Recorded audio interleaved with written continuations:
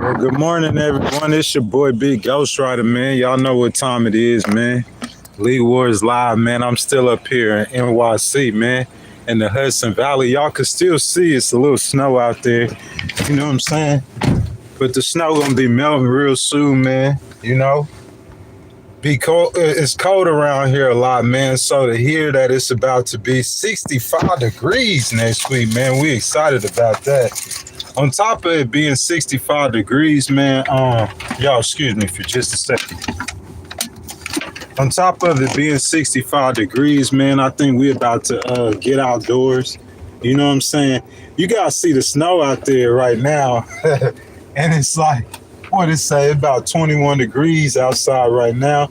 You see the snow out there, so you know it's almost impossible to be streaming outside in the snow. But as soon as the warmer weather coming next week, man, we're going to start doing them outdoor live streams. You know what I'm saying? I'm going to start recording content, start going to waterfalls. You know what I'm saying, bro? I'm excited about it, man. It's the best part of this journey of justice that I've been on, man, being able to, you know what I'm saying, do something that I love. Of course, I love the law. You know what I'm saying? If you guys don't know, y'all follow the content. I'm a freelance paralegal. I got 3 cases right now against 3 different cities and 3 different federal courts. You know what I'm saying? And this ain't my first rodeo, 4th year with my business. You know what I'm saying?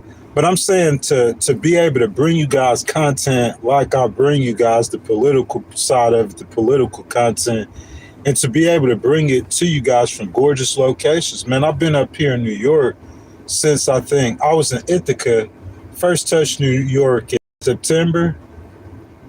I think around September of 2025. It's the first time I ever been to New York.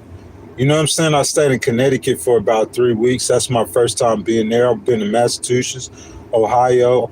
You know what I'm saying? All these places, my first time Pennsylvania ever visited. So to be able to do that, and at the same time, you know, go to the Great Lakes. I've never been to the Great Lakes been to New York City 10 times, my first time being, to be able to bring y'all the content while I'm out here at these beautiful locations. Like that's something I really enjoy, man. It brings me peace, man. You know what I'm saying? That being said, I ask if y'all have not liked the video, you guys will go ahead and like the video. If you're on a cell phone, all you got to do is double tap the screen, like the video, subscribe to the channel. Make sure y'all hit that notification bell so every time we go live, you could come see us live. Unintended consequences. Got to put my hater blockers on to start the live stream with y'all guys. Unintended consequences. You know what I'm saying? Somebody said, you know, they feel like we got ghetto politics over here, but it ain't no ghetto politics. This is for the good of all of us, all of America. And to start off this morning, I'm going to start off talking about Charlie Kirk. I'm saying, how can you say that I have ghetto politics if I'm talking about Charlie Kirk? You guys, most of you guys know, if you didn't know him, you've heard of him by now. He was assassinated last year, shot in the neck while doing a political rally. And a lot of people say he didn't like black people or he was a bigot or whatever like that. So that's what I'm saying. If I got ghetto politics, I'm going to start off this morning with Charlie Kirk. Let's go a little bit back into when Charlie Kirk was alive. If you guys do not remember, Operation Midnight Hammer, that's when the United States first bombed Iran. And when they first bombed Iran, President Trump came out and he said that they totally obliterated their nuclear program. You see what I'm saying? And like we had questions about that back then. What does totally obliterated means? Because, you know, we knew Iran had moved the centrifuges. We knew Iran still had what it takes, the uranium, to make the nuclear weapons. They still had the uranium. So President Trump, when he said they totally obliterated their nuclear program, when I'm talking about Charlie Kirk, I want to speak to prior to President Trump making the decision that he made to just bomb Iran and to move on, not to go to war with Iran. If you guys do not know that Bibi Netanyahu at that time was pushing war with Iran. I'm saying he had been been at war with Hezbollah. He'd been at war with Hamas. He was basically fighting the 7-front war. So I guess BB's calculation was, hey, we've been having problems with Iran. The Ayatollah been screaming death to Israel for the last, I don't know how many years. Let's go ahead and finish this problem with Iran. But Charlie Kirk told President Trump that he thought that was a horrible idea. He thought that would destroy President Trump politically. And that's where I'm going to start off before I get into any news today. Because I'm saying, me saying this, President Trump and the people who are directly around President Trump, if what I'm saying is true or not. Let me say it like this. They know what I'm saying is true. And that's where I'm going to start at. It's only day 4 of the military conflict. President Trump talking about 5 or 6 weeks. What I'm saying, President Trump, in the stand of Charlie Kirk, who is no longer alive, what I'm saying is this, President Trump, I'm saying that what Charlie Kirk told you, that this could destroy you, President Trump, politically. It could destroy your legacy. Listen, one of the things, if you guys do not remember, that President Obama ran on and President John McCain, and President John McCain and Senator John McCain, how many of us remember John McCain? One of the things that President Obama had on John McCain, because if you guys don't remember, John McCain was a war hawk, like what people say Lindsey Graham is. You know what I'm saying? If you guys do not remember, John McCain, he was for the war in Iraq, and President Obama wasn't. Senator Obama running for president and for the Democratic Party And Senator McCain running for president for the Republican Party, President Obama painted Senator McCain as a war hawk. If you look at the polls, the American people overwhelmingly are against any extended action in the Middle East. We're going to look at some polls in a minute. But I seen a poll from CNN yesterday, and that poll said over 60%, 6 out of 10 Americans are not for any military. They want to know what's going on. Why'd you attack them? Y'all said that they were close to making a nuclear weapon. Where's the evidence? Where's the proof of that?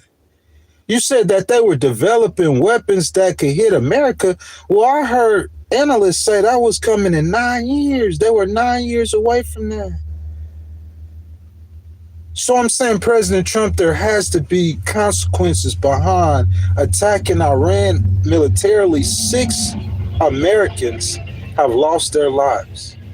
The death toll is up to 6. And that's without you having no boots on the ground.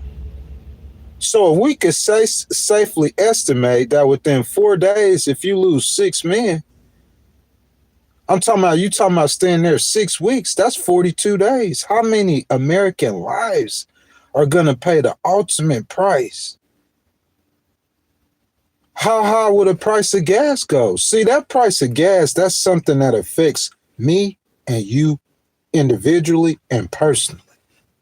Today, right now, price of gas. How high will the price of gas go? How low will stocks go? If you guys haven't liked the video, I ask that y'all double tap the screen for me. Subscribe to the channel. Make sure y'all hit the notification bell. This source is CNBC, and it was published yesterday on the 2nd. The S&P 500, it turned positive on Monday, rebounding from sharp declines earlier in the day as investors bought the dip following the U.S. and Israel strikes on Iran over the weekend. A few major factors fueled the comeback. U.S. oil prices traded off their highest levels of the session, easing concerns about the war's impact on the U.S. economy. Investors heavily the tech leaders of the bull market like Nvidia and Microsoft, cash-rich companies that could be resilient to any war impact. There's history of equities largely shaken off past geopolitical conflicts. The S&P 500 was last trading down 0.1% after falling 1.2% at its lows. The NASDAQ composite was higher by 0.2% after declining 1.6% at the low. The Dow Jones Industrial Average was lower by 126 points, or 0.3%. At its lows, the Dow was down nearly 600 points. President Trump talking about the GDP. You say, Ghost, you talking about the stock market. Give us some analysis on the stock market. You're a predictor. What you think the stock market going to do if he do stay in the war with Iran for 5 or 6 years? This is what I want to say, man.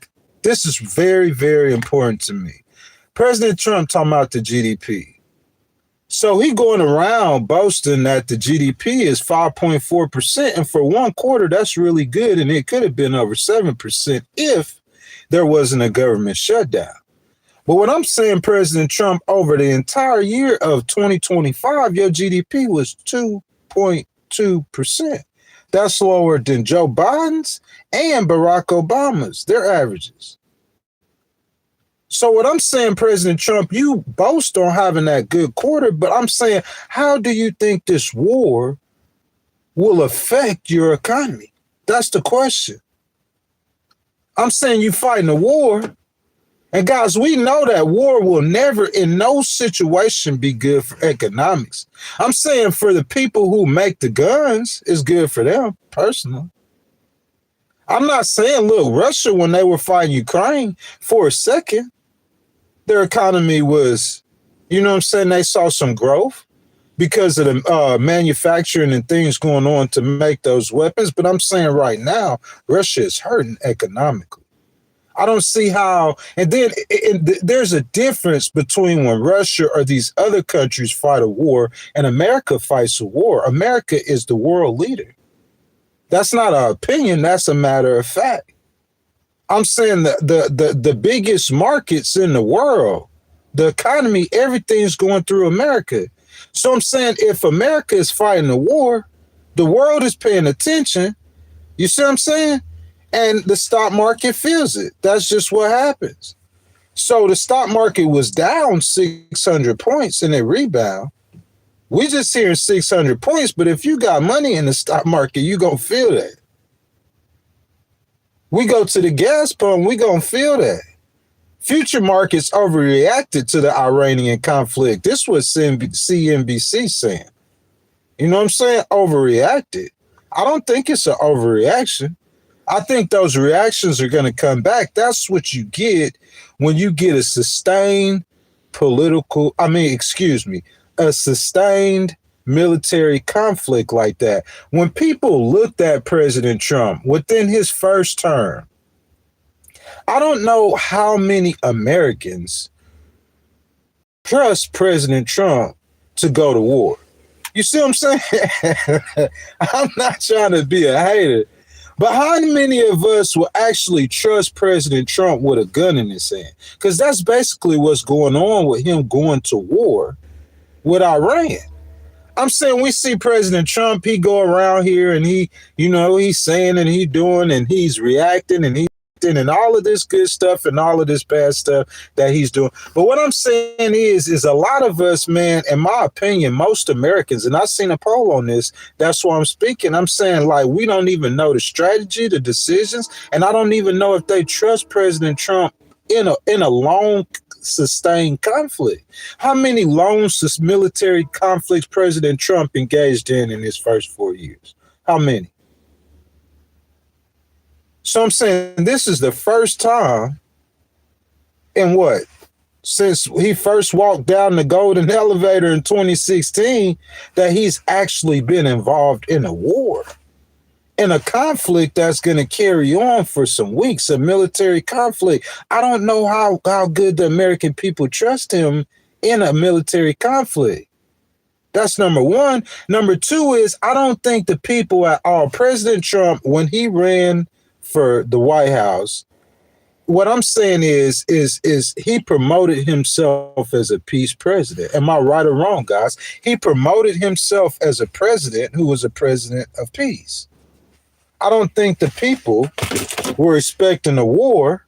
And when Charlie Kirk went to him and he talked to him, telling President Trump that this war might destroy you politically, it's a horrible idea for you politically. I'm saying this is some of the stuff that he was talking about. Nvidia shares gained 3%. Microsoft was up by more than 1%. Bank shares and other hard-hit stocks tied to the economy like Caterpillar were well off their lows, with many trading higher. The joint U.S. Israeli strikes killed Supreme Leader Ayatollah Ali Khamenei, marking a watershed moment for the Islamic Republic and one of the most consequential episodes since 1979. President Donald Trump said Monday that the military operation against Iran was our last best chance to strike to eliminate the intolerable threats posed by the sick and sinister regime. He also said that he believes the U.S. will easily prevail in the country and anticipates the conflict will last 4 to 5 weeks, though he added it could go far longer than that. And that's what I'm talking about, the conflict going far longer than that. Listen, I'm not trying to be popular. I don't care who agrees with me. I don't care who likes me. I don't care about none of that stuff, man. None of that is important. I'm here to tell you today on Tuesday, March the 3rd, Tuesday, March the 3rd, that ghostwriter told you if that conflict go on for an extended period of time, it is going to kill President Trump politically. If that war is fought for an extended period of time, it will kill President Trump politically. That's why he was warned about engaging against Iran in the first place. I'm saying for you to go into Venezuela and you be able to snatch Maduro and no Americans die, not one American die, I'm saying, yeah, you get saluted for that. You hit Iran the first time, and I said you slow them down or do some kind of pause or disruption to their nuclear program the first time, yeah, we're going to salute you for that too. No Americans died. Now you engaged in a conflict. You got them shooting at Saudi Arabia. They firing missiles at Israel. People that died in Israel. People dying all over the Middle East. This is a whole war. We'll look at the casualties in a minute. I'm saying, y'all, in my mind, I heard in days the Americans and the Israelis hit over 1,200 targets. 1,200 targets. How many targets is there to hit? You see what I'm saying? In 3 days, if you hit 1,200 targets and you telling me you still got to go 5 to 6 weeks or longer? What? So you telling me you gonna hit 10 to 20,000 targets and you still have to keep fighting that war? That's telling me everything I need to know. Think about that, y'all. I'm saying, like, how many times or how many targets, or to me, it's like the strategy in that to where you have to bomb indefinitely. That means that the total obliteration or what you are projecting that the bombs or that air campaign is doing, it's not being as effective as if you saying it is. I'm saying if you telling me that you totally obliterating things, you know what that word means. Let's look at what the word obliterate means real quick. I'm just being real. I'm not being a hater, bro. I'm just being real. So, because the American people want to understand this, they want to know this. You see what I'm saying? Total obliteration. Listen, what you got to understand, let's look up obliterate real quick. Obliterate, what does that mean? It means to destroy utterly, wipe out, remove or erase something completely, leaving no traces or evidence behind. So I'm saying if you obliterating stuff, you leaving no traces or evidence, you wiping it. I mean, you 1,250 targets. How many targets you got? You got 1 million targets? And I'm saying, meantime, on a daily basis, while you dropping bombs in Iran, they're shooting back. Meantime, every time America engages with Iran, hitting targets, striking targets, they fighting back. Iran flying drones. That's how they killed the 6 Americans, with kamikaze drones. Kamikaze drones. Anywhere there's Americans, anywhere Iran could lash out, they got a drone that's just going to destroy itself. Iran paying $15,000 for the drones, America paying $2 million for the missiles. How much money is being spent? You talking about fighting a war? Because if you saying longer than 5 or 6 weeks, these are your words, President Trump. You saying longer than 5 or 6 weeks, you talking about fighting that war indefinitely. And what I'm saying, what Charlie Kirk was saying and what Ghostwriter, I'm just echoing the same thing he's saying. Yeah, echo chamber. I echo what the guy who got shot in the neck a few months after he told you not to go attack Iran, he got shot in the neck. And then you in a war with Iran. I'm just echoing what he's saying from the grave. Yeah, this is going to kill you politically, President Trump. I don't think you think about the Trump dance. You know what I'm saying? We think about President Trump, Mickey D's. We think about President Trump on the garbage truck. We thinking about President Trump talking about a golden age, y'all. And we went from the Trump dance.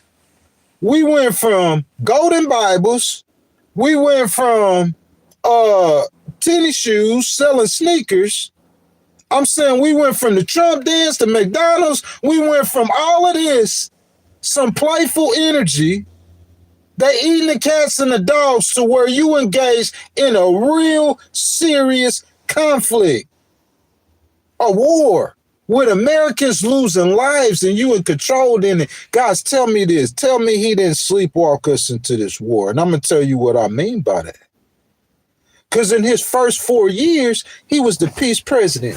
Was he or was he not? First 4 years, President Trump was the peace president. President Trump, his first 4 years, he was the president that told us that he's here to stop wars. He wasn't going to get in no wars. When he was running for president, President Trump told us that, hey, if I was president, that war that's going on between Russia and Ukraine, it wouldn't ever happen. If I was president, they wouldn't have never attacked Israel. It would have never happened. October 2023 would have never happened if I was president. President Trump was the president who told us that. So I'm saying, you going in the voting booth and you looking at the war in Ukraine and you looking at that Middle East conflict and you looking at Joe Biden falling down the stairs, you like, man, that man, he really don't know what he's doing. And President Trump, he kind of, wow, we don't really. But, the world already chaos. And I mean, if you listen to Ghostwriter, I told you that this is a different world than it was when President Trump was president the first time. How many of y'all remember me saying that? That was a long time ago now. That was back in September of 2024. I was talking about VP Harris. They were saying that, hey, they're not going to respect, VP Harris. They're not going to respect that woman. You think Putin and Xi gonna listen to that woman? How has it worked out with Putin and Xi listening to President Trump? Because y'all trying to act like Putin and Xi scared of President Trump. If you think Vladimir Putin is scared of President Trump, then it seems like President Trump should be able to pick up the phone and say, hey, Vladimir, you know how I tell these other leaders to stop doing something? Why don't you stop bumming Ukraine right now? Why don't you do it right now? Because, see, President Trump, he get on the phone and talk to Vladimir. It's different than he talked to these little third world country leaders, the Ayatollah. He try to act like he friends with Vladimir and Vladimir doing whatever he want to. You see what I'm saying?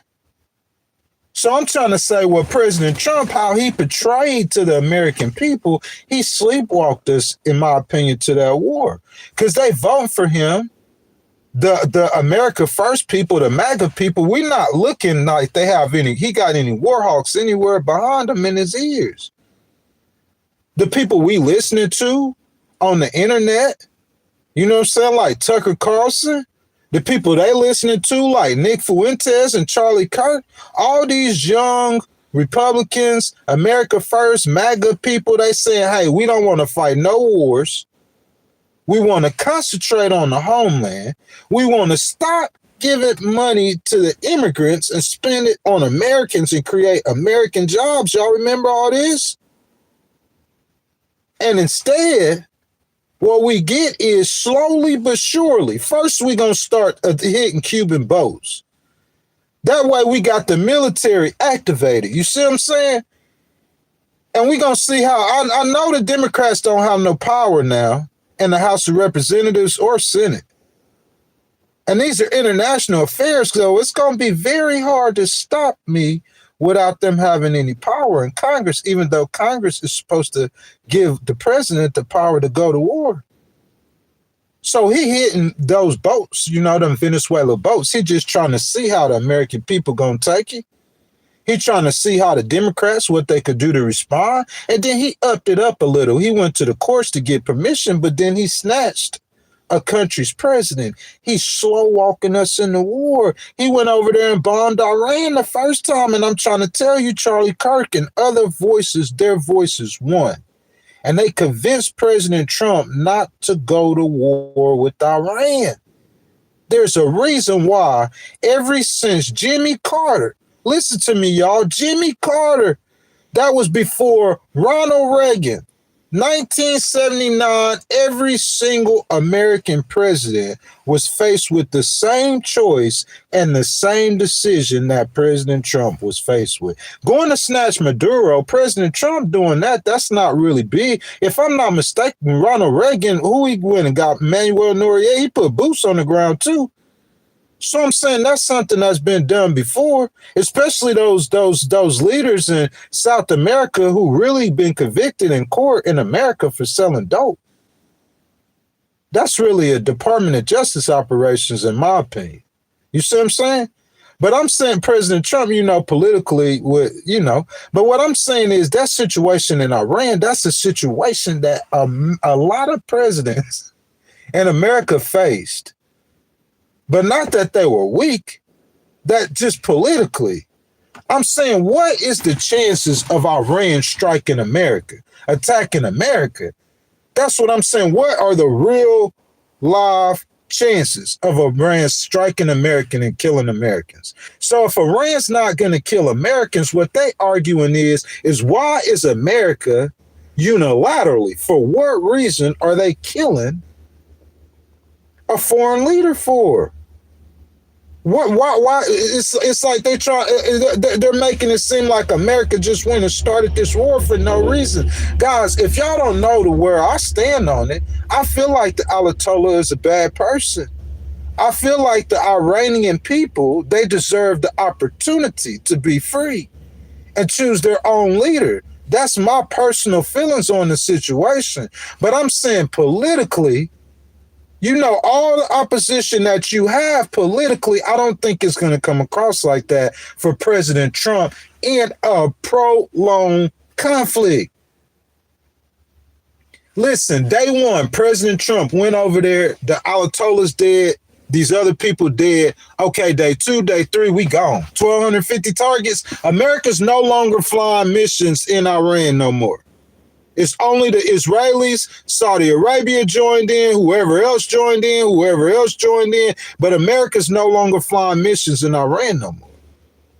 That's what I'd advise you to do if you're going to do it at all. It's a noble act to give a nation an opportunity to switch or to change their leaders, especially when you have a leader like Iran had with the Ayatollah. It's a noble act to go over there and try to free millions of people when this man is slaughtering tens of thousands of his own citizens for just protesting. But we used to have a guy in the stream. His name was Donnie. He was a libertarian. He was a black libertarian. He said, Ghost, what is it to us if the Ayatollah kills 1 million of his own people? What is it to America? I seen a poll where over 70% of people who are under 30 years old opposes this war. You might not care because you could say those people under 30 years old, they don't have no power, but they are the future of America. And America's future does not believe in fighting wars that should not, or they believe does not have anything to do with America. President Trump don't have to listen to the Democrats. The Democrats going to come against him anything he do. He don't have to listen to the Democrats. But when we saying President Trump within your own party, looking at this politically, within your own party, that's what we saying, President Trump. I'm saying I don't think it's a good move. Lindsey Graham, Lindsey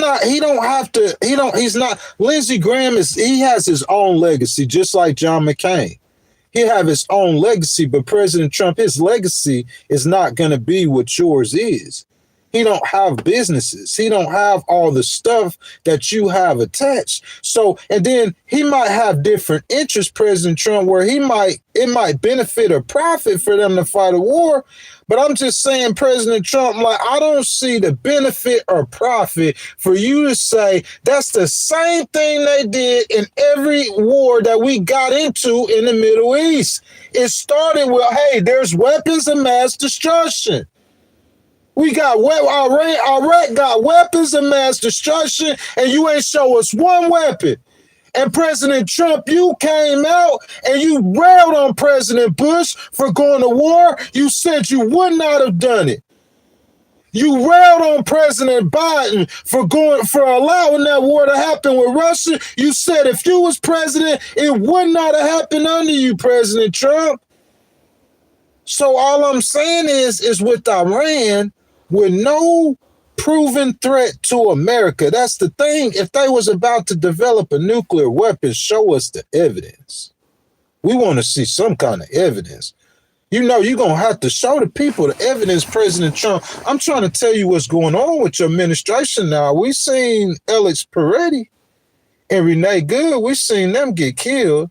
And we seen how ICE and your government officials, not just in their deaths, and all kind of situations across America I could tell you about. We seen how y'all describe incidents and y'all's portrayal of incidents. And it's not just President Trump and his administration. That's the same thing that happened with President Bush. It's like President Trump, you got the examples before you of Republican leaders before you. And you even seen it and talked about it. And then it's like you going down that same pattern. And like, if we was just talking about President Trump going over to Iran and hitting Iran and getting out, this conversation would be different. If we was talking about America going over there, and I'm saying hitting Iran for like a week or two, this conversation might be different. But when your language is 5 or 6 weeks or longer, that is a horrible idea, President Trump. It's going to destroy you politically. Unfortunately, I don't have the voice or I don't have your ear like Charlie Kirk did, the influence. But hey, he got shot in the neck. And hey, we going to have to see how it turn out, President Trump. Stay over there till 2027. As you said, as long as necessary. Ain't that what you said, President Trump? Stay over there till 2020. How long we stayed in Iraq the first time? How long we stayed in Iraq the first time? President Trump put boots on the ground. You don't want to listen to nobody. You want to listen to Bibi. Because President Trump, the difference between Bibi and you is in Israel. If they run a poll, I heard the opposition leader, the Israeli opposition leader, which is equal to a Democrat in America.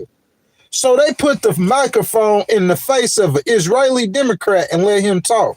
And you know what he said? He said he completely support the war with Iran. The difference with you and President Trump, Bibi, and you, President Trump, in Israel, the Israeli people, they support that war with Iran.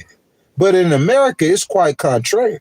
That's the difference with you, President Trump. Let's look up real quick, y'all. Let's look something up real quick. We're going to get back to the stock because we don't understand how the stocks will be affected if we talking about a long-term war, because I think it will destroy him politically. That his image, I think it'll hurt his image. I really do. Because he ain't have no blood on his hands. You see what I'm saying? You start getting into consequential decisions. Like, imagine if George Bush would have never went to war with Iraq. Imagine if he never would have went to war with Iraq the first time. That's what I'm saying. Let's look at a poll. How many Americans support action in Iran? And guys, listen. How I look at this more than just my personal opinion. This is just straight facts. I believe that President Trump is our duly elected president. There's responsibility that comes with electing a man as the president. We elected President Trump, so the responsibility that comes with us electing President Trump, he gets to decide or make decisions in part for America. So that's what I'm saying. If he just says that he wants to go over there and he wants to pop Iran, or he wants to go over there and he wants to, A, B, C, D, or E, but I'm saying you're talking about a war that in recent polling According to AI, 13 sites, ABC News, CNN, Washington Post, Reuters. According to recent polling, that a majority of Americans oppose current military action in Iran. This is the same thing I said to President Trump about ICE. It's the same exact thing. Ain't nothing different. Listen, I'm not trying to be sexy. I'm not trying to be pretty. I'm not trying to be politically correct. And I'm not going to support you if you hurting yourself politically. It's not that President Trump, when Charlie Kirk came up, when this situation happened last time, and Charlie Kirk came up to the White House and he advised against that war with Iran, President Trump, when he advised against that war, because you got to think about Charlie Kirk's journey with you, President Trump. Charlie Kirk was with you before Bibi Netanyahu was ever thought of, wasn't? You got to think about his journey with you. So he looking at, and I know you trust the man's advice, but you shoo-shooing and foo-fooing him. That's your decision. And I'm saying, like, I'm not here to entertain nobody or do none of that. I'm here to tell you that the United States is a representative government and the people are the boss. And if you don't listen to the people, eventually, what happened to George Bush and the presidents before you, that's what's going to happen to you. That's what's going to happen to your party. Your party going to be walking around wearing a scarlet letter. Because y'all, I mean, listen, it's like President Trump and them, they set themselves up for this. Not only are domestically, this ain't like President Bush, he didn't have a Renee Good and an Alex Peretti. He didn't have ICE on him. He didn't have a Tom Homan situation. You see what I'm saying? There's certain things that he didn't have going on. It's like President Bush, he came into office, he was immediately almost fighting a war. But what I'm saying is, President Trump, you got problems domestically. You've been accused of starting a riot at the Capitol. President Trump, you got felonies on you, man. They gave you another chance. And you promised not to go to war, or you promised not to be engaged in conflicts. Now you engaged in conflicts and generally ranging between 27 and 39% support. CNN poll found that 59% of Americans disapproved to take military action. Washington Post reported that 39% of Americans support the airstrikes, while 52%, a majority, are opposed. Reuters Ipsos polls indicated only 27% approved the strikes. Amongst Republicans, you got high support there. 81% in favor. Reuters Ipsos found that only 40% approved. So I guess depending on where you look at, we ain't even gonna look at the Democrats. You only got 6 to 9% amongst Democrats. You don't care about Democrats. What about independents? 28 to 32% support. So amongst independents, you got 68 to 72% of them who disapprove of these strikes. 3/4, 75% of Americans are concerned that the strikes will lead to a full-scale war. 3 out of 4 Americans. I'm saying, President Trump, you got to be looking at those numbers. And this is just like with ICE. It's the same thing that I'm saying that moving forward. We could talk about the stock market. We could talk about gas prices.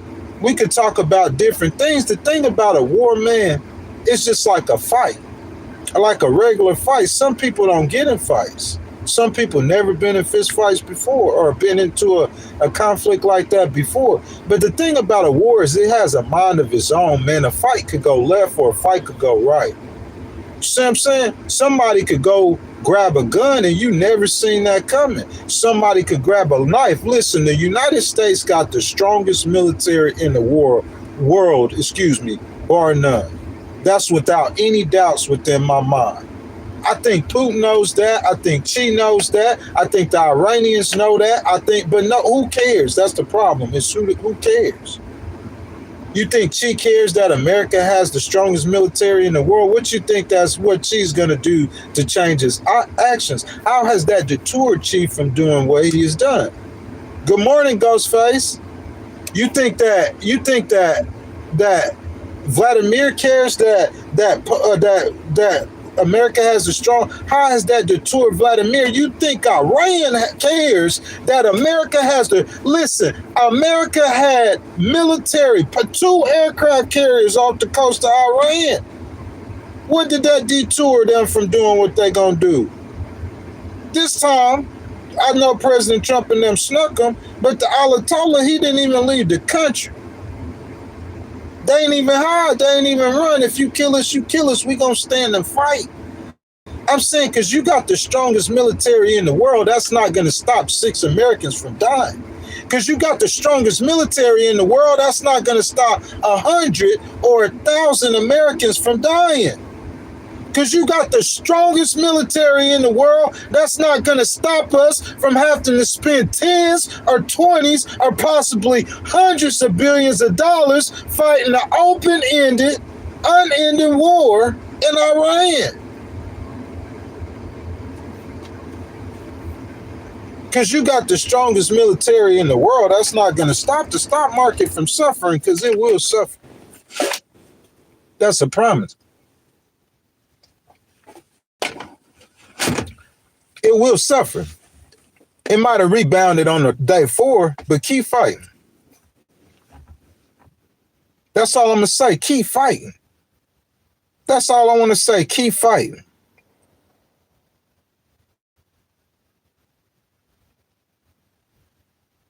Iranian officials, this back to CNBC, this was an article published yesterday. Iranian officials vowed a forceful retaliation against the strikes, raising fears the conflict could escalate further across the region as blasts were heard in places like Dubai and Abu Dhabi. Listen, I'm just looking at Iran, guys, and I'm looking at America, and I'm looking at Israel, and I'm understanding the power of the Israeli and the American militaries. And even though Iran, they got ballistic missiles, you know, they fund terrorist groups and everything like that. I'm just saying, man, to me, if you just using military, I mean, the Air Force, and you just primarily you air superiority, and then maybe you use some drones and you hitting all these targets. I'm saying, that's what I'm saying. How many targets do you have to hit? You got 100,000 targets? Because I'm saying, to me, that's the calculus before I engage in this in the first place.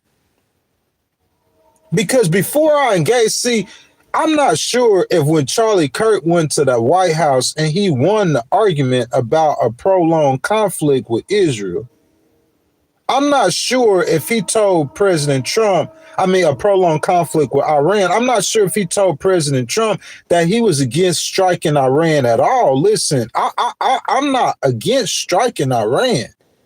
What America has done to this point, you're talking about 3 days. But I'm saying, if you talk, okay, 3 days, 6 lives lost, and you spent tens of millions of dollars. I'm saying, if you go for 30 more days or 60 more days, I'm saying you ain't learned from the first. What? Okay, listen, with Iraq, in the first war with Iraq, we got Saddam Hussein out the way. President Trump, I'm saying, it's just history repeating itself. He don't even see it. That's how people could get blinded. He doing the same thing. The same forces that were in place within the Republican Party, the same military zealots, the same war zealots, the same war-happy zealots. I'm saying all of these people were in place when George Bush, they influenced them. That's what's happening to President Trump. They just influencing you. I'm saying, so America killed Saddam Hussein. I'm saying you killing the supreme leader. Y'all didn't learn how to decapitate. That's what they call it. They take the leaders out, decapitate. You didn't learn how to decapitate. You killing them faster. So I'm talking about day one. You didn't decapitate it. I'm saying, how you decapitating it if you say, how is it a decapitation if you saying you got to fight for another year or another 6 months, or in your words, as long as it takes past 6 weeks? How is that a decapitation if they still going to be fighting? You know what I'm saying? Let me go get, let me go get a chicken and let me decapitate the chicken. Yeah, for a second, he's still going to be wings and kicking. You know what I'm saying? That's just nerves. You see what I'm saying? But I'm saying within 30 seconds or so, that chicken going to be dead if you decapitate it. That thing going to be, it's not moving no more. How's it a That's what I'm saying. The choice of words, you tell us you obliterate something, we thinking that's the end of it. But the people, those of us who know, we knew ain't nothing was obliterated. But I'm saying, you saying this to the American people, you going out there saying that to them. Then you come back around and you decapitating people that's still fighting you for days, weeks, months, and possibly years. So how many targets do you have to hit? Maybe Charlie Kirk knew that. That's why he looked at that operation and he was like, man, that's going to kill you politically. President Trump is going to kill you politically. The longer you stay there, listen, I can't tell you the exact number. I could tell you exactly between 1.4 million people and 2.1 million people are going to vote in a Democratic primary, and already more than 1.4 million voted. Probably more people going to end up voting than I predicted. I don't know if anybody would have predicted more than 2 million people were going to vote in this Democratic primary in Texas. But hey, you know, more than people than I predict. See, I could predict the exact number or close or roundabout to exact number when you talk about stuff like this. But when you talk about the people and their disdain for your policies or your politics, who could predict that? How could we predict that? We can't predict that. But how many days can I stay in Iran before the people are just, they completely turn against me, or before it hurts my legacy permanently? How many days can I stay? Because I'm saying every day you stay over there, you at risk on putting a permanent stain on your legacy. Permanent. Every day you over there, you at risk. The people completely losing confidence in your administration every day. That young vote, I know you ain't looking for them in the primary. And I'm saying, if you fight a prolonged war in Iran, that'll carry with you into 2028 in the presidential elections. I could promise you that. You can almost guarantee that you're going to give the Democrats the victory. And I never heard Charlie Kirk say none of this stuff I'm saying publicly, but I guarantee you when he went and told President Trump, this is what he told him: don't listen to me. Listen to Lindsey Graham. Don't listen to me. Listen to John McCain. Listen to that's what President Bush did. The same forces that's there. The same people. And they advising him the same way to do the same thing. WTF over, he says, when it rains, it pours. They got money for wars, but they cannot feed the poor. That's what Tupac said. He also says Trump talking about Iran killing protesters when his administration killed and was violent with protesters as well. That's another thing that they said, WTF. Thank you, gentlemen, for participating in the chat. If you guys haven't liked the video, I ask that y'all like the video. Y'all double tap the screen if you're on a cell phone. Subscribe to the channel. Hit that notification bell, guys. Though crude prices came off their highs of the day when helped sentiment, they were still up more than 8% after an Iranian Revolutionary Guard commander said the Strait of Hormuz, the world's most important checkpoint for crude flows, was closed. A sustained interruption there could reverberate through global energy markets and reignite inflation pressures. A sustained interruption in the Strait of Hormuz could reverberate through global energy markets. A lone bottleneck there will present meaningful upside to oil prices as they sit right now, said Ross Mayfield. A 2-week shock to oil prices is not going to have a major impact to the U.S. consumer or how the Fed is thinking about the interest rates, but a multi-month step up in level would have an impact. I didn't even know this. I don't know this. You see what I'm saying? I'm not Ross Mayfield, a Bayard investment strategist. I don't know nothing about money in the markets or none of this. I just know about politics. And I know if you keep on fighting that war, if you stay over there too long, I've seen what it did to George Bush. I don't have nobody in my ears. I seen what it did politically to the Republicans. Fighting these wars that don't have nothing to do with America. I thought President Trump was on a different path. He's showing American might going to snatch Maduro. I could go snatch a president from out of his mansion and not lose one man. I'm saying I thought that was the future or the new. Not fighting a long, drawn-out, prolonged war that you cannot win. That's what I want. I don't care how strong your military is. If it weren't for a president who just had to pull a suicide mission to get up out of Afghanistan, we'll still be fighting an endless war that you can't win. I don't care how strong your military is. You can't win it.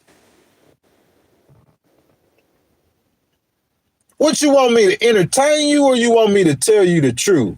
You want me to stroke your ego or you want me to tell you the truth? What war we won against Iraq? Iraq won. Iraq 2. I guess really in the first war, you could say that was like a clear American victory. Iraq 2, that wasn't no clear American victory. You just got to get up out there because you there too long. You can't win this war. Listen, I ain't trying to be on you, Lindsey Graham. This is just what I'm saying because I know you one of the biggest supporters of this war. He in President Trump ear, and he telling, because I'm saying, what's your purpose as Lindsey Graham of this war? What you trying to do? You trying to affect regime change? Or what you trying to do with Iran? Just saying that they bad men or whatever. He said that America is not responsible for inserting a new Iranian leader. Huh? America's not responsible. So what I'm saying is you're going to go over there and you're going to just tear stuff up. And I'm saying what? You going to nation build? You just going to walk it away? You going to leave it tore up? I'm saying what we doing, man? You don't even have a real strategy. You just want to show American military might. I'm saying some of these politicians, they getting paid by lobbyists. You see what I'm saying? These businesses, these corporations who make these weapons, they get paid off war. They profit off war. And so there's certain Republicans who their pockets get fat whenever America goes to war, whenever America's over there fighting. That's what I'm saying. But for you, President Trump, that's what I'm talking about for you, President Trump, personally. For the Republican Party, personally. I'm saying, in my opinion, all these things that President Trump and the Republicans have decided to do, they've just picked the wrong time to do it. I mean, tonight, the midterms, guys, start tonight. As a matter of fact, they already started. Early voting in the midterms have already started. I'm talking about the first election of the midterms is held tonight. The midterms have started. And I'm saying, regardless of how bad it was for President Trump and things that they've done domestically. Good morning, NTZ Claus. Ghost Price says $3.19 a gallon. Is that rising? Is he getting higher, Ghostface? Regardless of what President Trump has done domestically, that might have hurt him politically. What I'm saying is this is going to devastate him politically. It'll hurt him worse. And I'm saying I don't see how y'all don't see it. I'm saying how this happened to President Trump, he has to see this. Because I'm saying he was one of the loudest voices saying that he opposed the war in Iraq. President Trump, he cosplaying, he playing himself up for this. You cannot come out there and convince us that Iran was a danger to America today. You cannot come out here and convince us that they have weapons of mass destruction. President Trump, you just went through this. Y'all, when President Trump at night, when he in the room by himself and he laying down, if he had someone around ghosts with him, he would think about that. From being a regular American, criticizing a Republican, to becoming a Republican and becoming president and being what I criticized. Becoming what I criticized. That's what you're doing, President Trump. I don't care who in your ear. America can stay, listen, this is what you fail to realize. You not proving nothing to me or us, President Trump, by saying that, oh, America's the strongest military in the world, because it don't mean nothing that you the strongest military in the world. It don't mean, well, who the best boxer? Let's go back to Muhammad Ali. Muhammad Ali, the best boxer, right? He the best boxer in the world, right? What does it mean? You think George Foreman's scared to fight him? No. Lennox Lewis, was any of his opponents, maybe some of them, but the main ones who challenged him, I'm talking about number 2 and 3. Underneath George Foreman at his peak as the heavyweight champion of the world, I'm talking about his second or third challenger. You think any of them was afraid to fight him? No. They want that spot. They think they could beat him. And they tried him until the same thing with Mike Tyson. And the same thing with China and Russia. They're not scared of you being the strongest military in the world. They think they could beat you. They're going to try you and try you and try you until they can. They'll commit suicide to try to get that spot. That's what China that's what China has been doing since 1980. They have been attempting. That's what Putin is trying to do, become USSR. USSR was one of the only nations that stood head to head with America, and President Reagan had them fall.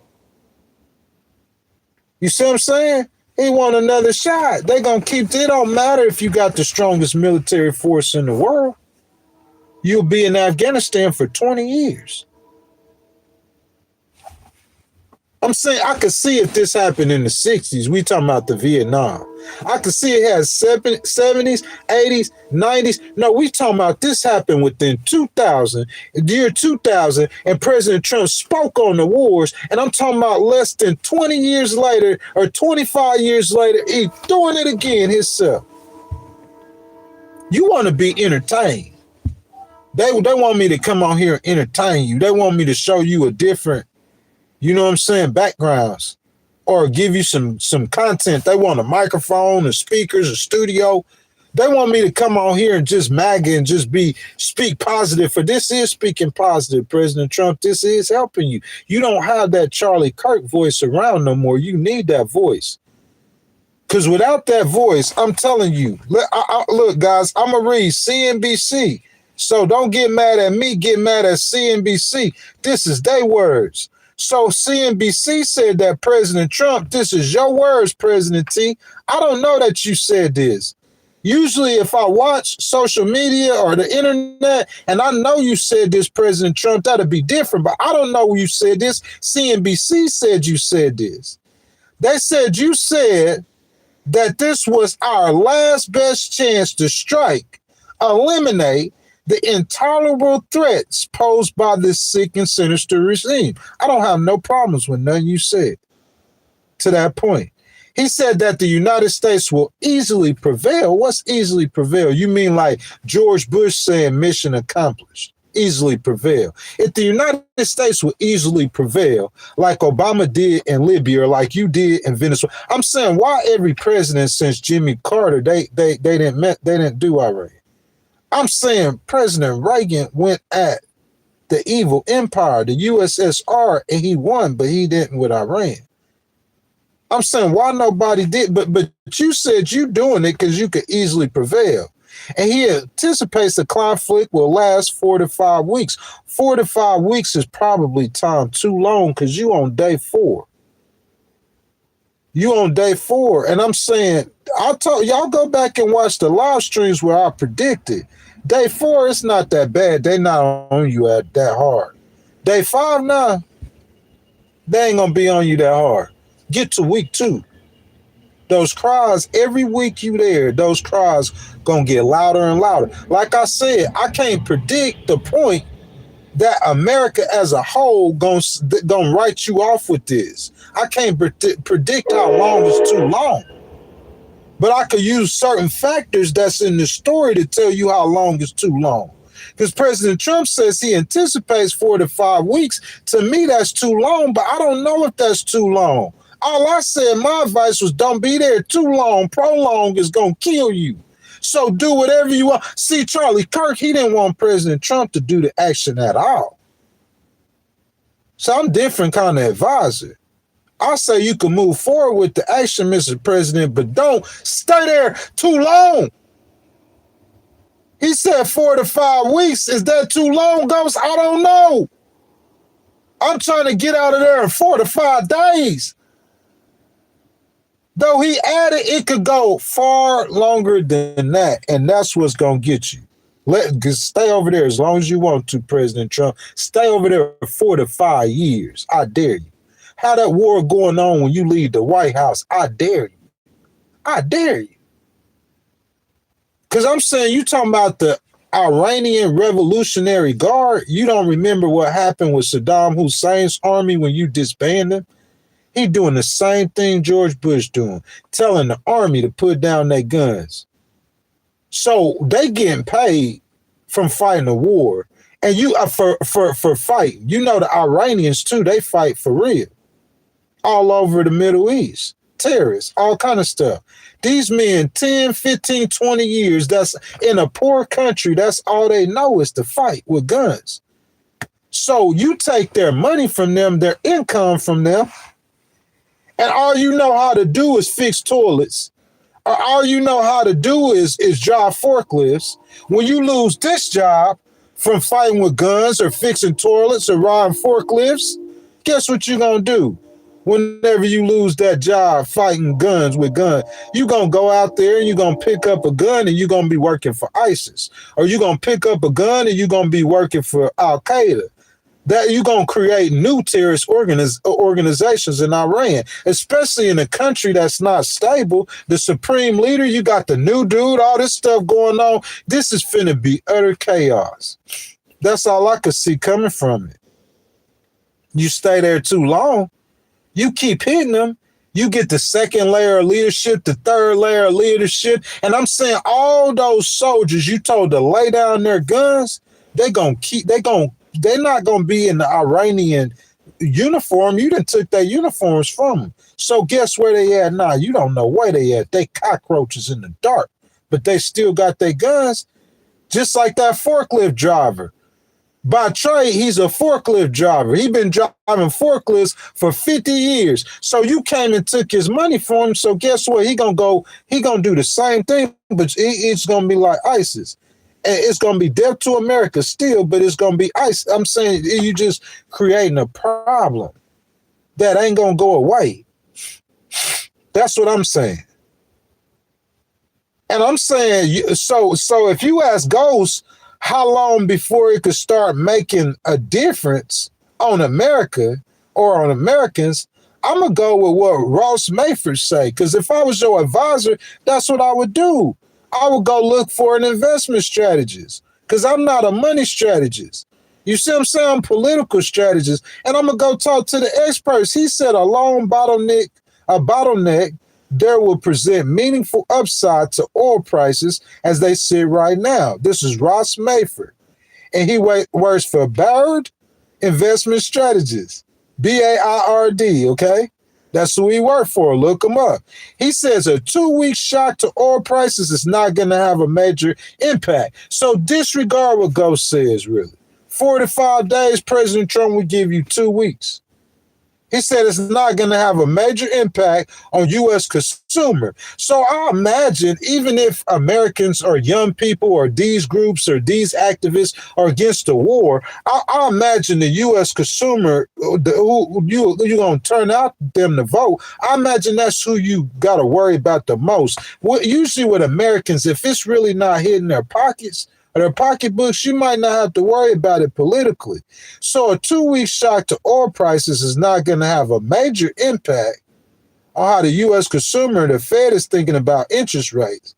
But what he says is a multi-month step up in level will have an impact. And I would imagine when they start having an impact and the Americans start feeling it in their pockets, that's when they go, President Trump, the lower income Americans, they already talking about you ain't really done nothing to help them, the lower income Americans. So I'm saying the stock market, you start, your rich boys, your rich pals, they start losing money. All I'm saying, President Trump, y'all, we were looking for that dancing president. We were looking for this President Trump on the garbage truck. That's what President Trump we was looking for. We was looking for the President Trump at Mickey D's say cheese dropping the fries. No, how he be doing it? With the thumb, he always giving people thumbs up. We was looking for the President Trump who gonna do that Trump dance. Golden days. Yeah, I know it's serious problems in the world, and that's what I'm saying, President Trump, 2 weeks. But you saying 5 to 6 weeks or even longer. Here we go again. This is Renee Good. 2.0, overplaying your hand. You got these cowboys in your ear, bro. You understand this not going to affect Lindsey Graham politically like it is you, President Trump. If I told my mama the name Lindsey Graham, she wouldn't have no clue who I was talking about. If I told my sisters on my daddy or mama's side, Lindsey Graham, out of 10 people I told Lindsey Graham, my daddy probably the only person who know who that is. My brothers don't know who that is. My brother, excuse me. And none of my 15 sisters, literally, none of my 11 or 12 sisters know who the name Lindsey Graham is. That's what I'm saying. But all 15 of those people, if I say the name Donald Trump, they all know who you are, President Trump. This war is not going to affect Lindsey Graham like you. On top of that, he probably get millions from it being waged, just to be real with you. That's why they supporting it. War lobbyists, they getting paid off them weapons. So what I'm saying, President Trump, him telling you, them advising you, this is going to hurt you politically. Remember the voice of Charlie Kirk and what he told you.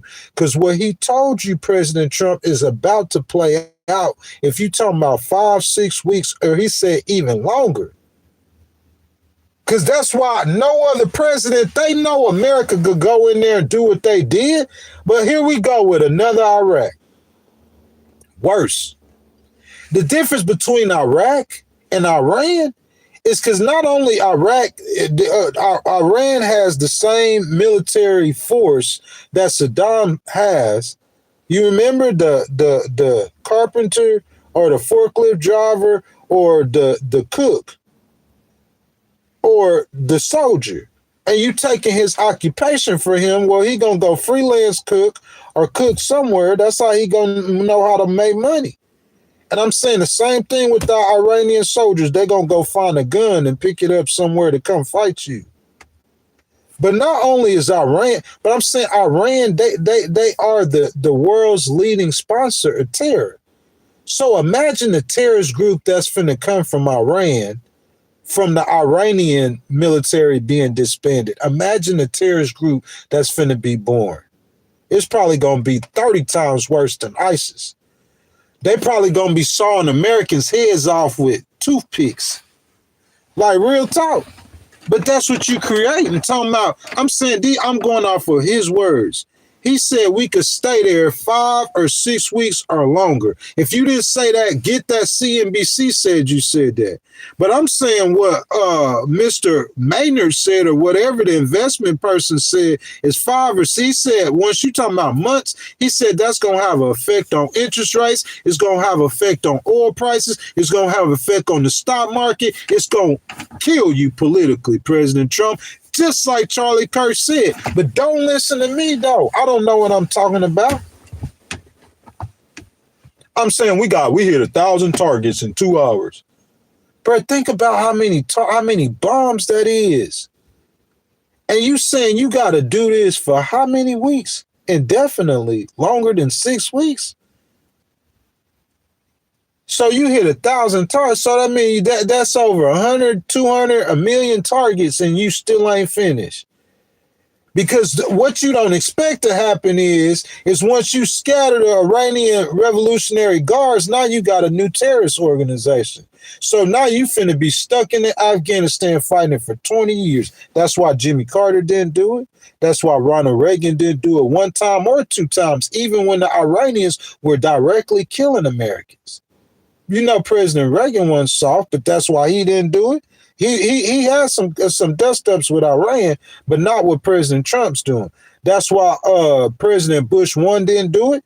That's why Bill Clinton didn't do it in 2 terms. That's why George Bush didn't do it in 2 terms. I'm saying George Bush was over there fighting those kind of wars, but he didn't never fool with Iran, though. This why. That's why Obama didn't do it in 2 terms. President Trump, you didn't do it in 12 administrations. So President Trump want to be the chosen one. Well, hey, it's consequences for them actions, though. I'm saying I think President Trump, you would have been way more successful if you would have did what you did in Venezuela. I thought that was genius. And I'm finna start reading your comments. Listen to me. WTF. What President Trump did in Venezuela, I thought it was genius.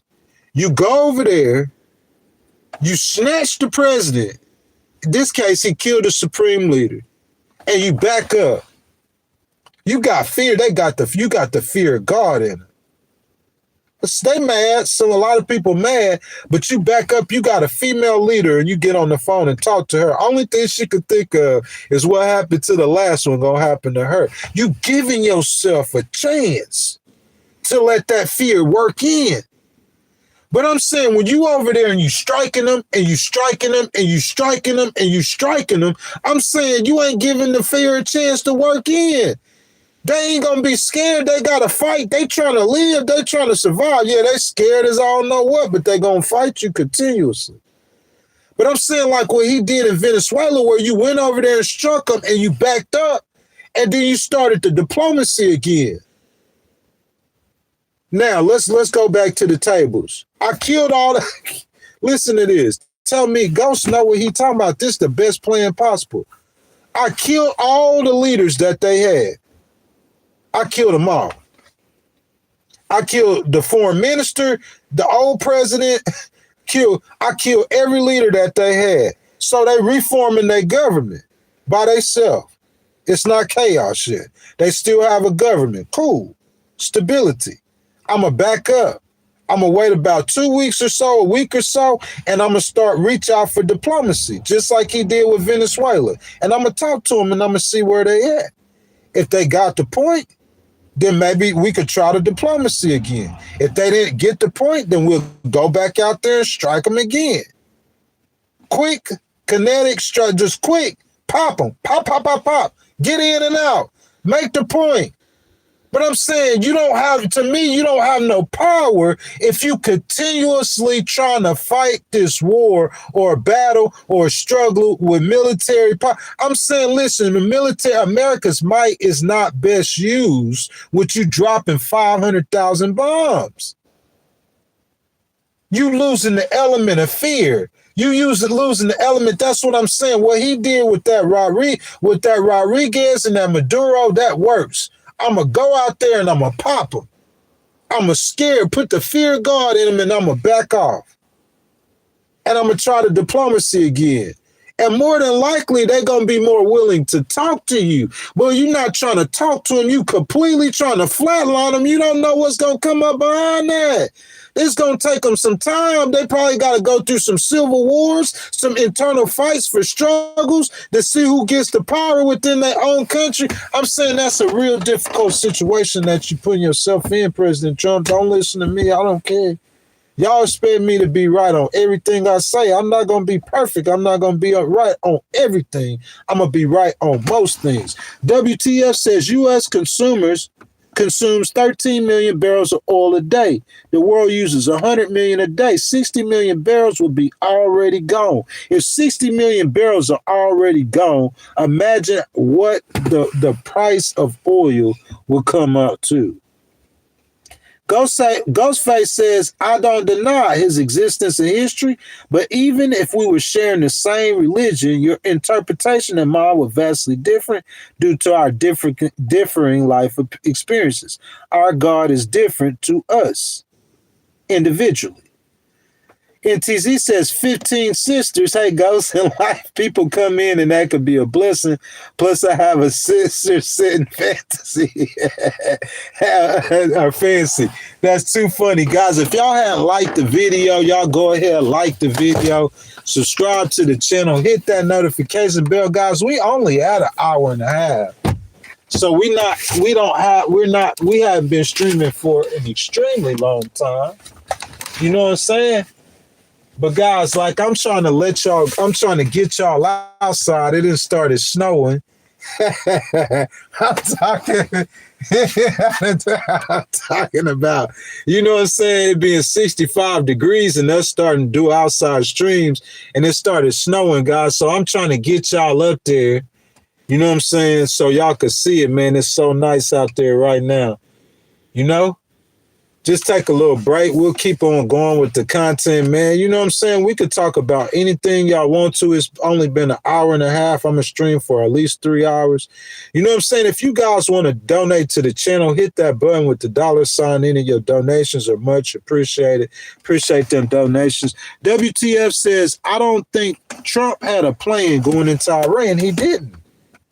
He definitely did. WTF. And that's the whole problem. To be completely honest with you, because that's why the United Kingdom wouldn't get on with him. Look at that, man. WTF, 5 more memberships. I appreciate it, baby. I'm talking about he done gave us twice as many members than we had within the last 3 live streams. Bro, that's 16 new channel members. Y'all salute the new channel members to Legal Wars Live. I appreciate that, Ghostface.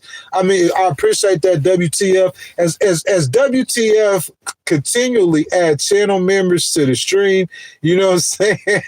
That means that I got to keep on coming with the content for the members content. So I'll keep on looking out for that. I can't wait to get out and start recording content and doing live streams for the members. But WTF, I appreciate that. Definitely. We rocking like a cutoff stocking for an hour and a half longer minimum, at least.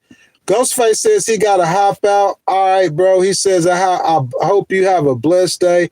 You know what I'm saying? Most definitely. Sir, you have a great day as well, too. Y'all, I just want y'all to know that this ain't no hate on President Trump. I don't know if WTF is an independent or if he's a Republican or a Democrat, but I don't take it his energy as he's hating on President Trump either. We're just saying what the American people think and how the American people feel. That matters. I know in politics, I'm not gullible. I know that there's enough going on to where you can't always go by a poll or not just a poll. You can't always cater to what the majority of the American people want to do in certain situations. I understand that. And I'm not hating on President Trump for that, even though I don't think it'd be wise to continually go against. That's what I'm saying. If you know the American people oppose this, listen to me. This is the wisdom. You got to understand the amount of wisdom that I have when you're dealing with me. If you know the American people oppose this, okay? So I'm going to go out there and strike them. In 4 days, it's over with. 4 days, they gonna forget about that by the time November come. They ain't gonna remember nothing, no 4 days. They barely gonna remember Ellis Peretti and Renee Good's death. You talking about November, that's a long time. And people are quick to forget stuff. That's why the Democrats have to remind them with them campaign eyes. But I'm talking about, man, you talking about a prolonged, people ain't gonna forget that Iraq war. How many of us forgot the Iraq war? One or two? How many of us forgot Afghanistan? It don't matter because Afghanistan happened when President Biden withdrew from Afghanistan. That don't matter because that's been that long ago. That don't matter. People remember those wars. People remember the Vietnam War. Look how long the Vietnam War, I wasn't even alive. And it's like that war, I didn't heard it talk about. You see Vietnam veterans. It's like you got people around, walking around. They Vietnam veterans, regular Americans. So it's like it's ever before you.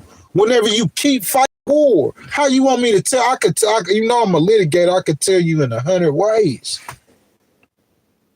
If you got 70% of people against something that you go in there, you do it, and you out of there.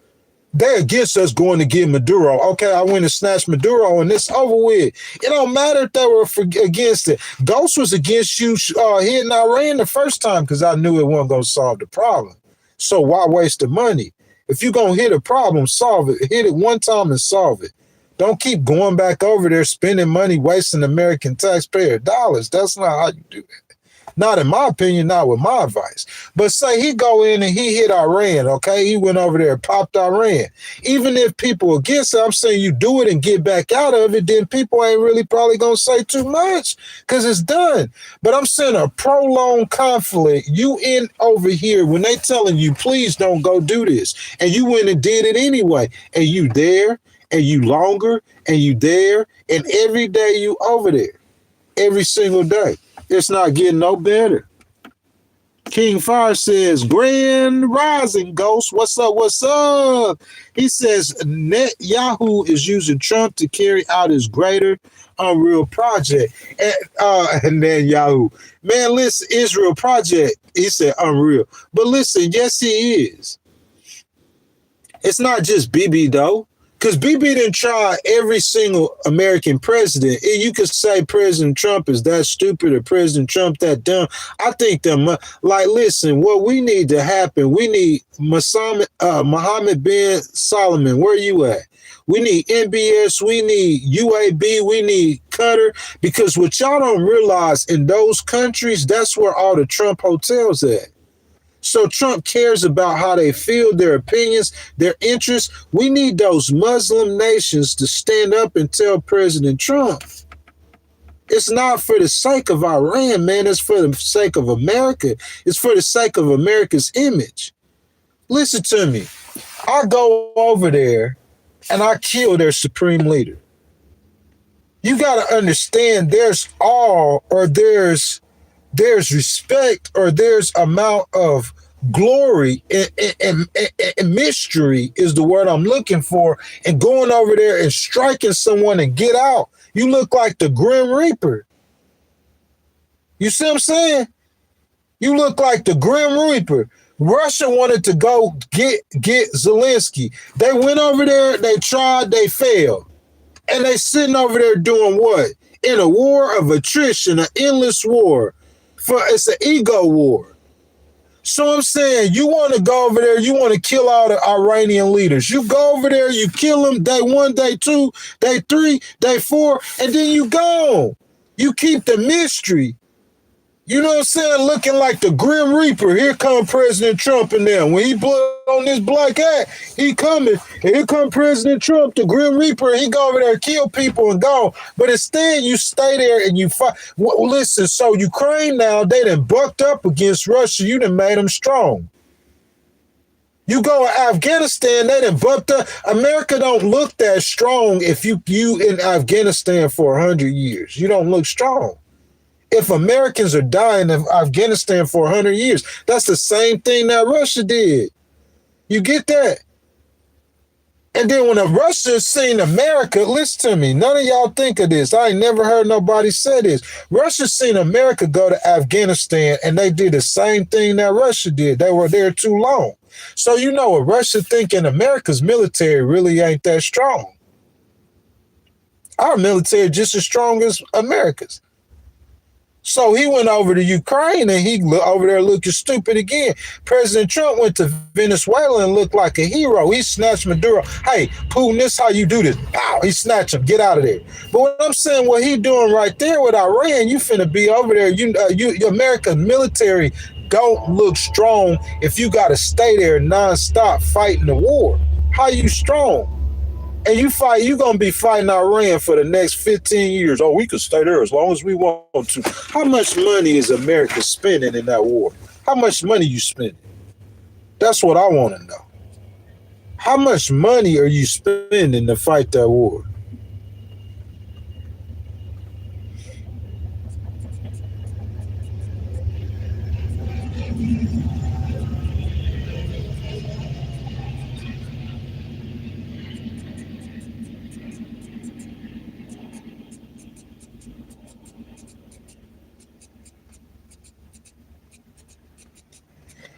I heard somebody say billions.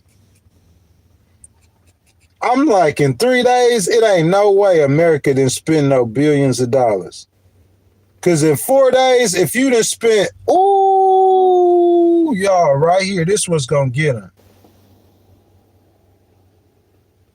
As of March 2026, the United States is spending a significant amount on daily operations against Iran, particularly following the launch of Operation Epic Fury on March of 2026. I'm going to try to put this link in this chat. I got to, because this is unbelievable. The first 24 hours of Epic Fury cost an estimated $779 million. The first 24 hours. Some estimates suggest that the total daily cost for maintaining the full military buildup $30 to $40 million a day.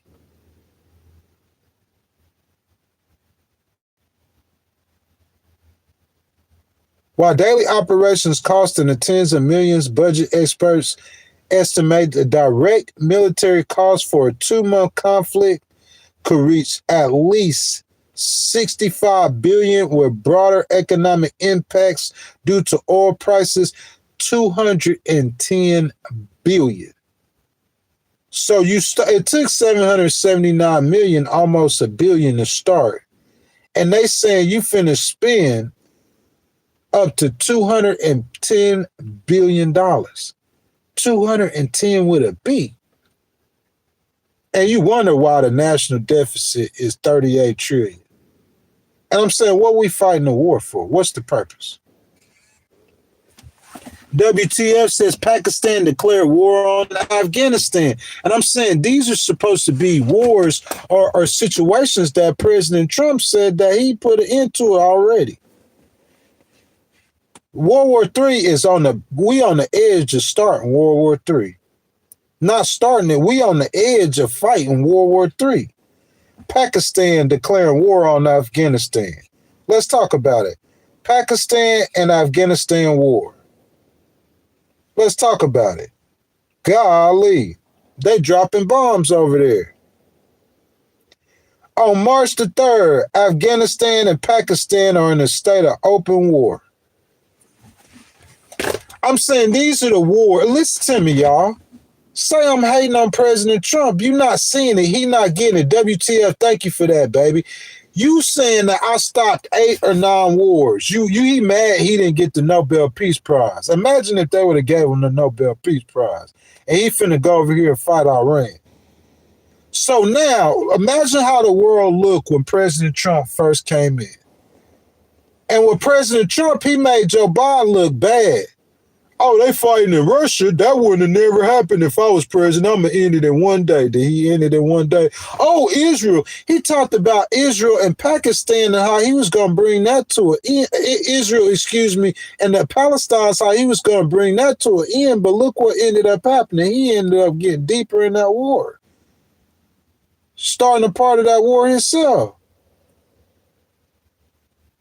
And then you talk about all these skirmishes across Asia. Asia was on fire. Remember we talked about that last April? He put out all the wars or whatever, but guess what's going on now? Russia and Ukraine is still fighting, still raging. Pakistan and Afghanistan they went back to war. Iran's at war. Dubai, Abu Dhabi, Saudi Arabia, Jordan, Kuwait, all at war. Israel at war. Asia is on fire again, President Trump. And this time you over there pouring gasoline on it. President Trump, when you first came in, you was cosplaying as the peace president and you was doing the peace thing. You was getting your peace thing done. Excuse me, y'all. Remember he said 8 peace deals. Excuse me, 8 peace deals.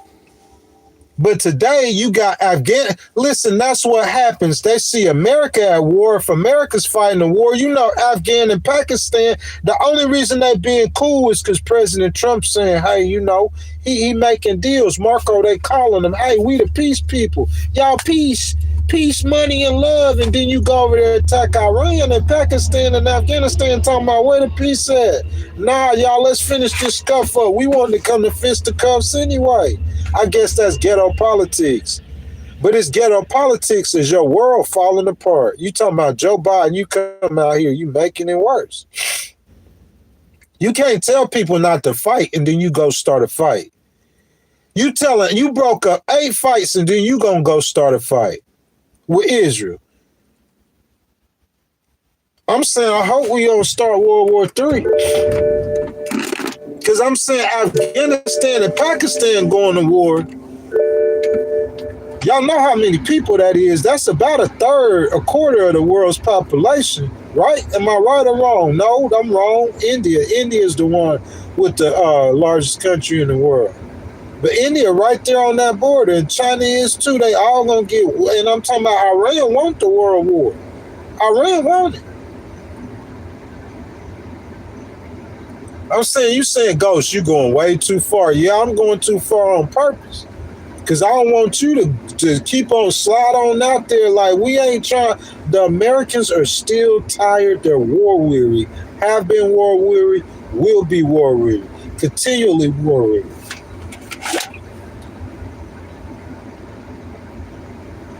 There's a lot of things America forget, but war is not among them. 5-channel memberships bought by WTF, y'all. We streaming for an hour and 40 minutes. Guys, I'm going to take us, we got at least an hour and a half left, you know what I'm saying, due to those channel memberships being bought. Guys, I'm going to take about a 5-minute, you know what I'm saying, I'm going to hop out, change the scenery, you know what I'm saying. Whenever we do the content, I do this, man. All my nature lovers, bro. Y'all come stream with Ghostwriter. Because this what Ghostwriter gonna do, man. You know what I'm saying? I'm gonna show y'all my surroundings. Guys, y'all are looking at the Hudson River. Oh, yes, indeed. That's the Hudson River, guys. You know what I'm saying?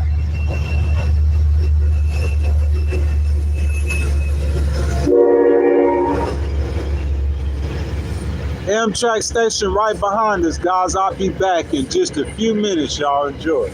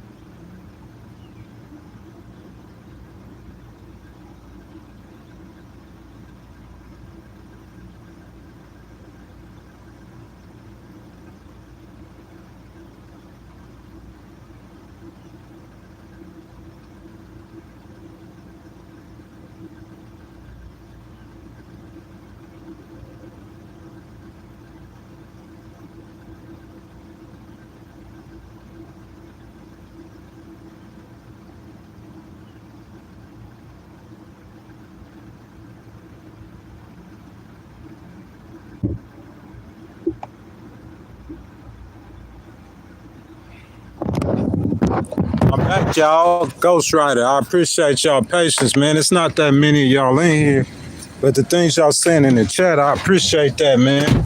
You know what I'm saying? That let me know what y'all want to talk about. I think it's things that we need to address. So I'm going to start at the bottom first.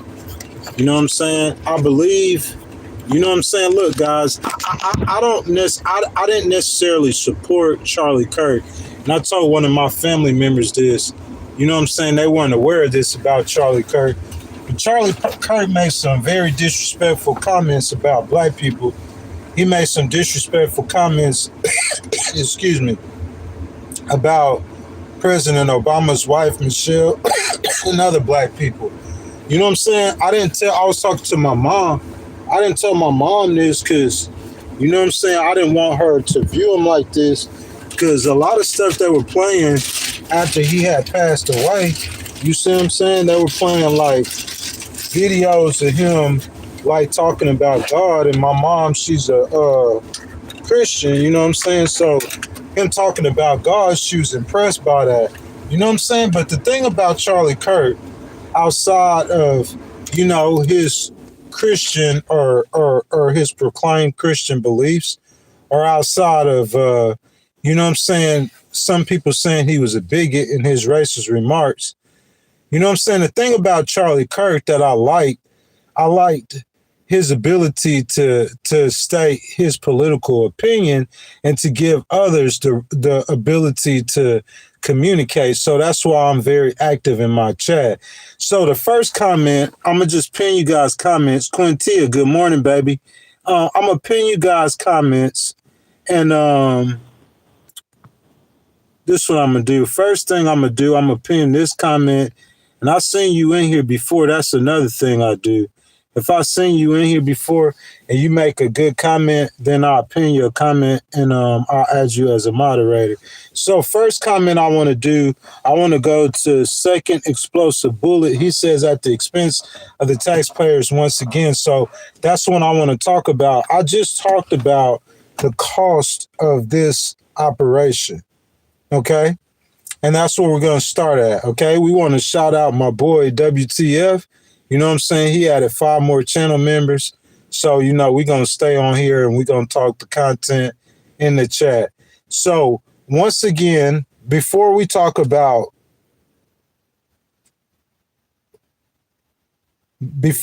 into the other unintended consequences, I want to talk about how much money America is spending per day to fight Iran.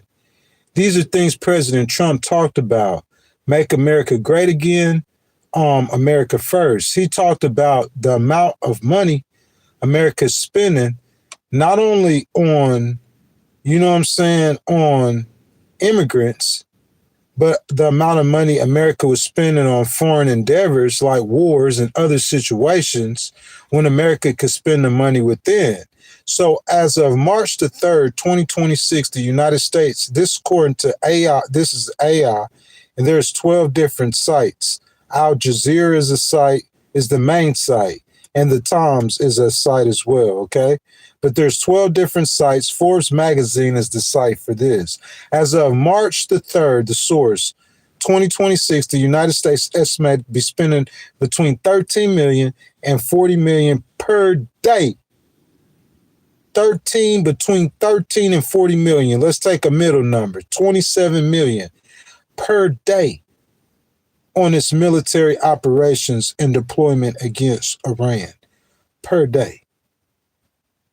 So after 4 days, you over $100 million. If you guys just coming into the stream, like I read to the live stream, President Trump, according to CNBC,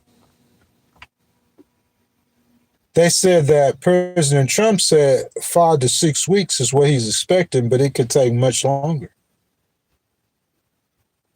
The carrier strike groups operating a single aircraft carrier strike groups such as the USS Gerald R. Ford, which I told that you got the chat yesterday, that they've been out, if I'm not mistaken, I've heard it's been reported they've been out on deployment for 10 months straight.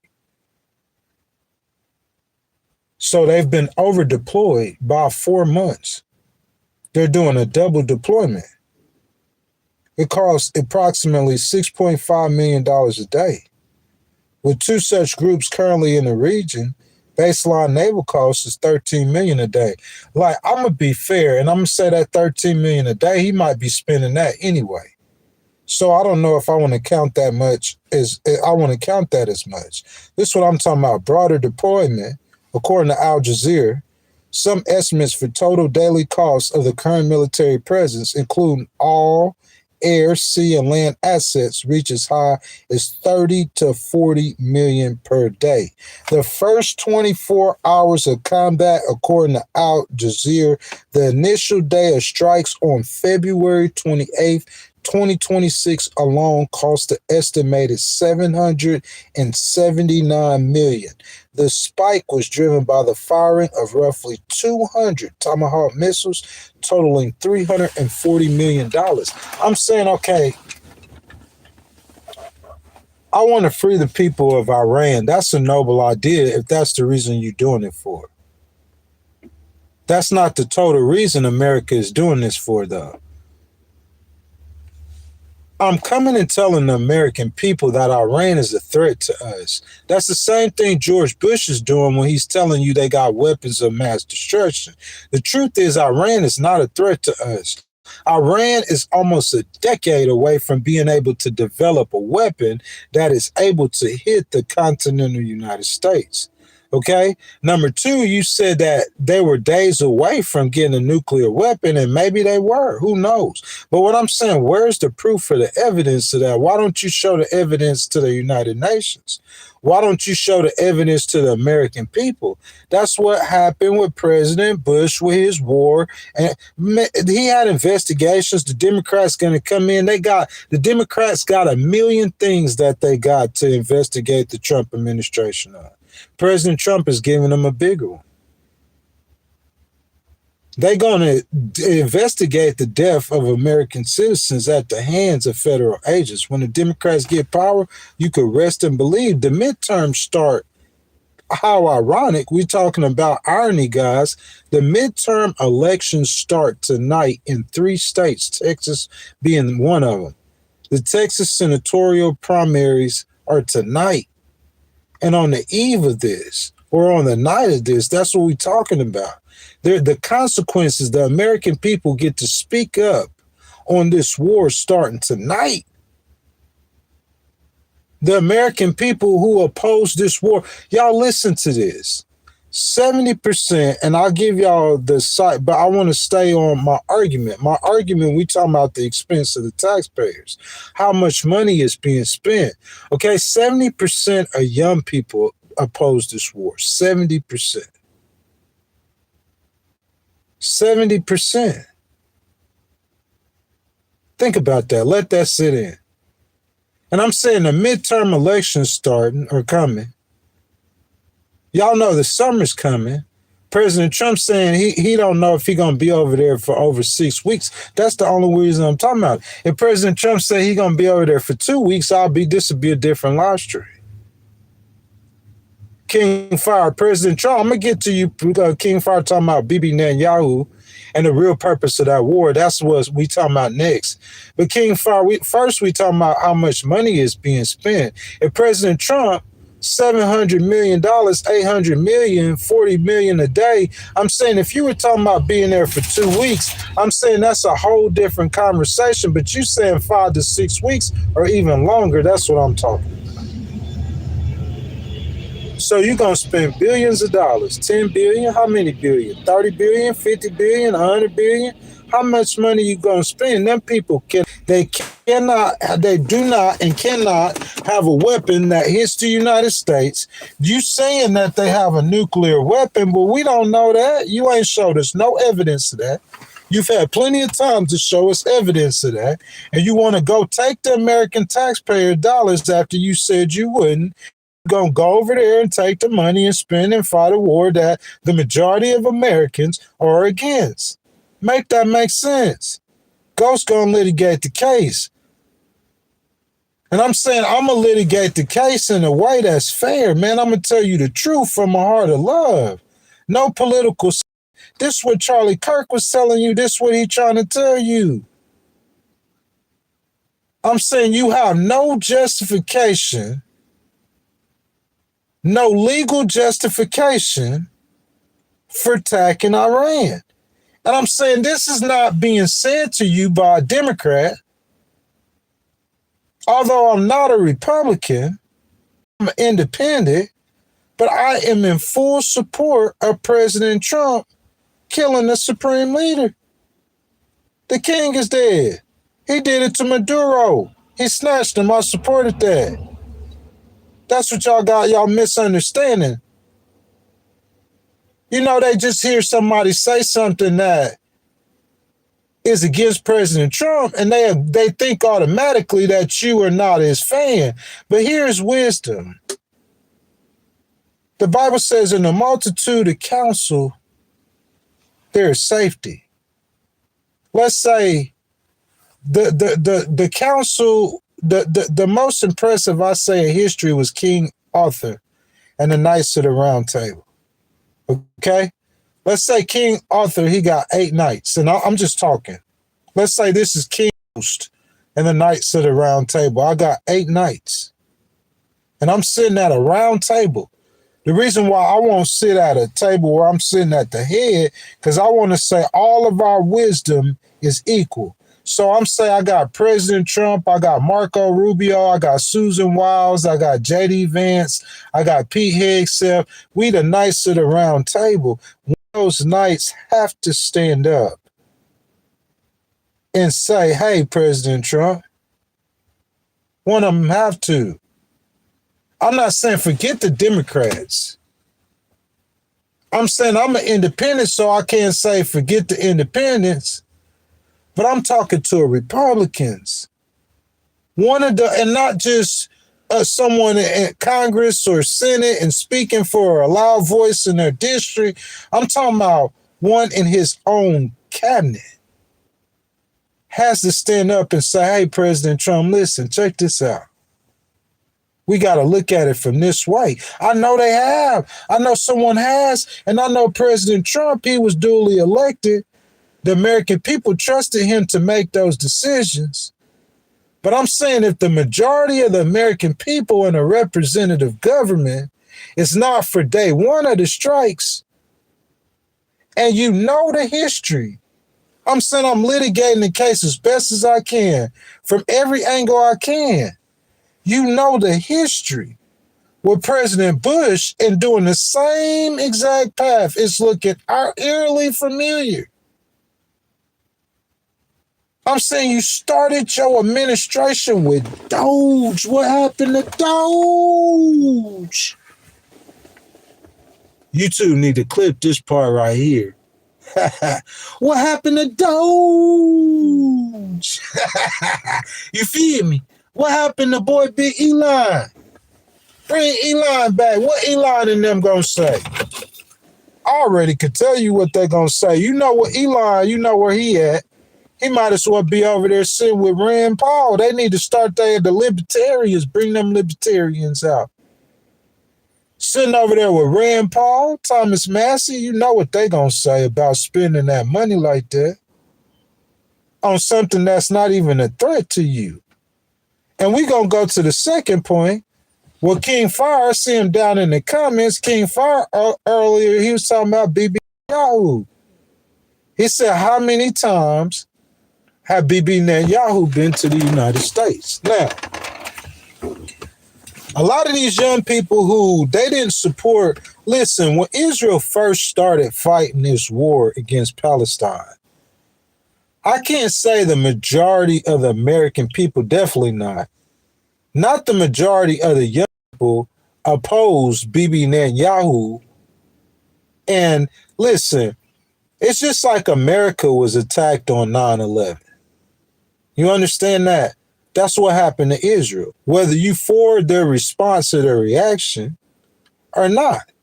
I'm just telling you the facts. Okay? No bias. This has nothing to do with me being a Christian, believing in the people of Israel, because the people of Israel is not making the decisions. It's Bibi Netanyahu and the Knights of the Round Israel table, about 8, 10, 15 people max. Okay, so understanding that, we talking about Bibi, we not talking about Israel, so I'm not biased towards Bibi. I'm going to let him have it if he wrong. And you guys have heard me do this. Now, this is the best analysis you're going to get on this situation. Now, so Bibi in Israel was attacked.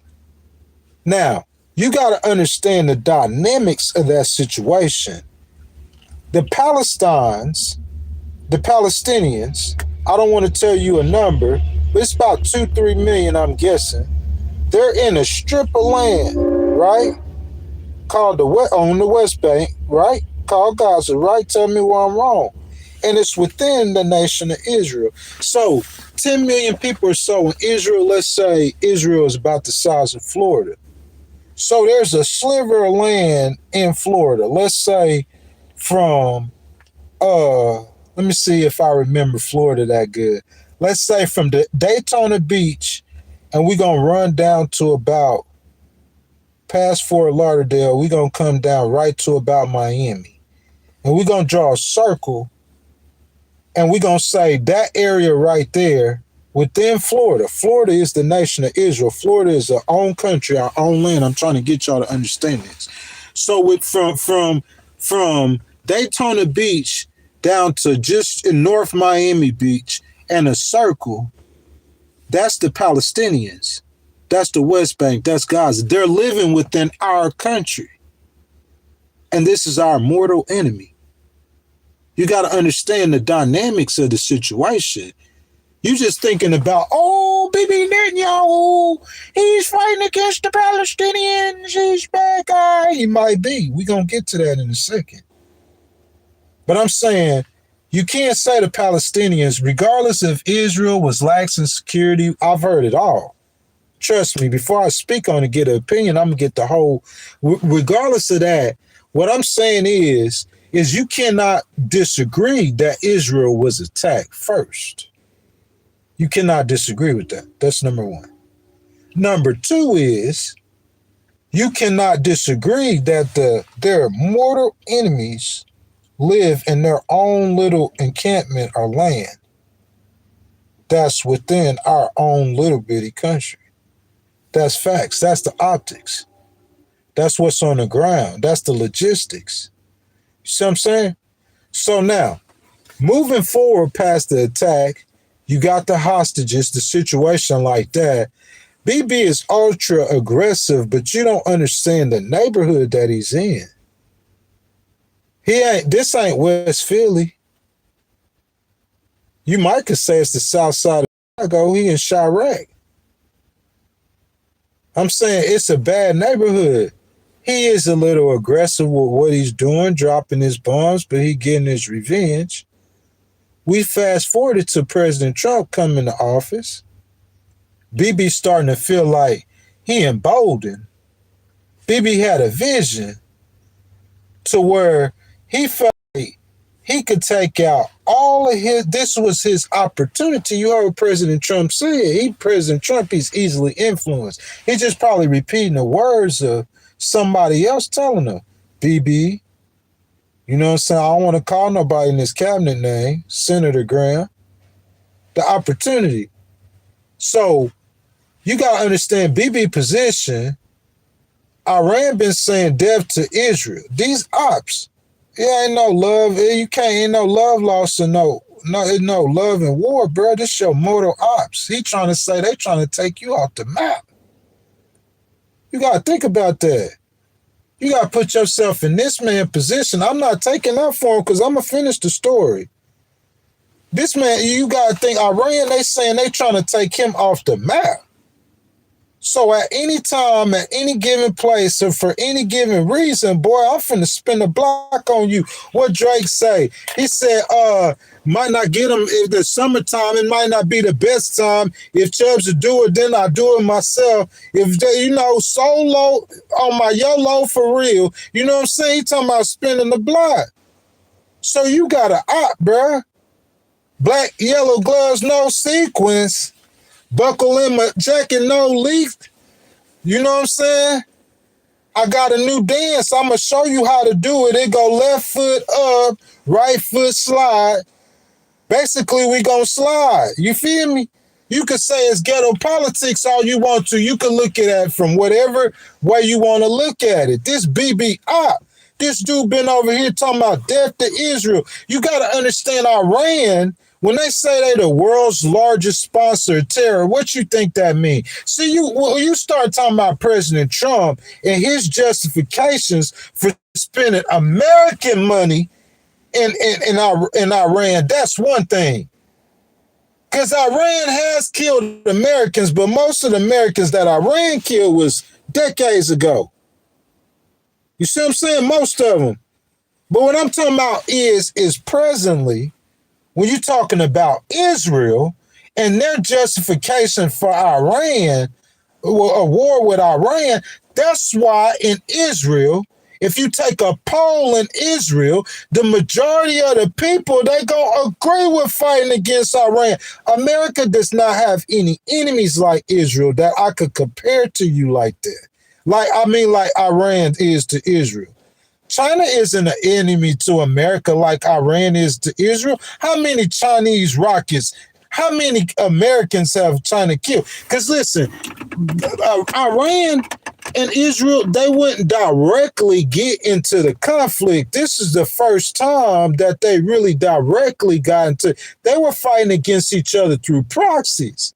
So when we say Iran is the world's greatest sponsor of terror, what we're trying to say is Iran is taking that money that they're making from selling all that oil, and they're financing terrorist groups like Hezbollah, who's shooting rockets because you killed that dear leader into Israel, and Israel finna go to war with Lebanon now, like Hamas and Palestine, who I don't ceasefire hard because Iran, that's all Iran.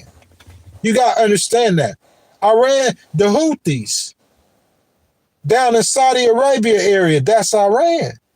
Iran, they got proxy armies like that, terrorist organizations all over the Middle East. You got to understand that. And their primary enemy or their primary objective is to get Israel gone. Now, whether you believe in the Bible or not, I have to tell you this because, and I hope you will bear with me, because I have to tell you this because this is a part of what I believe and how and my opinion and how I give my advice, okay? Behind the content of what I'm saying. Now, in the Bible, what I believe or the prophecy or the future, I could say Nostradamus. You believe in Nostradamus? Nostradamus predicted a lot of stuff. You guys know who Nostradamus is. We'll do a live stream about it. What I'm saying, so I believe in the end, I believe that Gog and Magog, who a lot of people believe is Turkey and Russia, will lead the world against an attack against Israel. I believe that is going to be when nuclear weapons are going to be used, and that's going to end the world. Turkey and Russia, that's not me predicting. That's coming from the Bible, if I'm interpreting it correctly. Turkey and Russia will lead the world against an attack against Israel, and the nuclear weapons are going to end the world. Okay? So you got to understand, with me giving my advice, my objective, my opinions, everything, I'm understanding in the end, that's what I'm expecting to happen. So imagine if you are looking at a situation, or if you are giving advice about it, and you looking at it like in the end, this is what's going to, the end of the story. So I might not know the precise or the exact end, but I according to the Bible, this is so what I'm saying, okay, let's get back to it. So Bibi, so Israel's attacked. Bibi has his enemy living amongst him. He got to watch him 24/7. They just attacked him. Okay? You got to understand the history. Mortal enemy. They've been fighting each other, killing each other, and attacking each other for years. Your biggest op, the one that you never went to go get, is Iran. This dude, like, some of y'all might be like, Y'all say ghetto politics. Some of y'all might be from different area, different neighborhood, how I look at it. I know BB neighborhood way more ghetto, more gangster than anybody else neighborhood. But I'm saying if you got somebody who want to destroy you and kill you constantly, when you get the opportunity to get them, it's no, you can't cry that the supreme leader is dead. Who's going to cry about that? You can't cry about that. He's been saying death to Israel. Oh, death to Israel? Goodbye, sir. If you're Israeli, what you gonna say? You gonna laugh at them. Ha, ha, ha, ha, ha. You see what I'm saying? That's your op. They've been killing you, kidnapping you, holding you hostage, holding you random, doing all kind of, so that's your enemy. Understand that. So as far as Israel and their justification for this war with Iran, I understand why Israel don't want Iran to have a nuclear weapon, don't you? Who don't understand why Israel don't want them to have them? They shoot rockets we know they rockets can hit Israel. I'm saying they rockets can't hit the United States. That's what I'm saying. I'm saying they rockets can hit Israel. They rockets can even hit Europe. That's why I said, like, I could understand, like, that's an interest to the United Kingdom. And plus, whenever those Muslims, they leave out, you know how many Muslims from Iran live in Europe, in the United Kingdom? You guys don't understand that. I noticed that affect the migration, what's going on in Iran. If you cause people to start fleeing, like that's affecting Europe a lot. The United States and 8 million Iranians live in America. So they've been fleeing over here too. I'm saying, bro, like unintended consequence. I understand all this stuff, but this is my point though. So let's get back to Bibi. So Bibi fighting Hamas. He's trying to eradicate Hamas. You're not going to be able to do that. It's an ideology more than it is an organization. The Israeli military is an organization. It's an ideology too, but it's a real organization, a real tough organization. We ain't even got to speak on the American military. I'm talking about Hamas is more of an ideology than an organization. You feel that? The ideology hold it together. Yeah, they organize somewhat, but that's really some ragtags, man. Iran putting together trying to make a makeshift army. If it's down from the Iranian army can't touch the Israeli army. Understand where I'm coming from. So I'm not, it's an educated opinion when I say that. You know what I'm saying? So you got Israel and Hamas, and Bibi, he's stumping on him. He doing the beeper thing. He beating on him. Bibi doing his thing against him. And then it get to a point where it's like, okay, it's overkill. And I think I seen it being overkill whenever America dropped those midnight Operation Hammer, whatever. Operation Midnight Hammer. When they dropped those bombs on Iran. And President Trump said the sites was obliterated. So the biggest threat to Israel with Iran is that Iran to get a nuclear weapon. Israel had got in there and started bombing Iran too, remember? And Iran and Israel was getting into a spat, and President Trump, he squashed it. He told Bibi to chill. And so Bibi, you know, that came to an end, the 12-day war, Israel and Iran, it came to an end. America dropped the bombs. It's over with. We get a peace deal. We thought we were heading the other way. We thought we were heading. Listen, President Trump, he mad at Nobel Peace Prize. So peace deal, we thought he got the peace deal. Y'all remember the peace deal? Y'all don't remember the border peace? President Trump, you need to change the name of the border peace to the border war. Y'all remember the border peace? I thought President Trump, he had got the peace deal. But nah, so before that happened though, Bibi, this where it get bad for you, Bibi. So Bibi, I'm gonna get ready for you, Bibi. Bibi, he fighting this war. He trying to eradicate the Hamas, which he ain't gonna be able to do.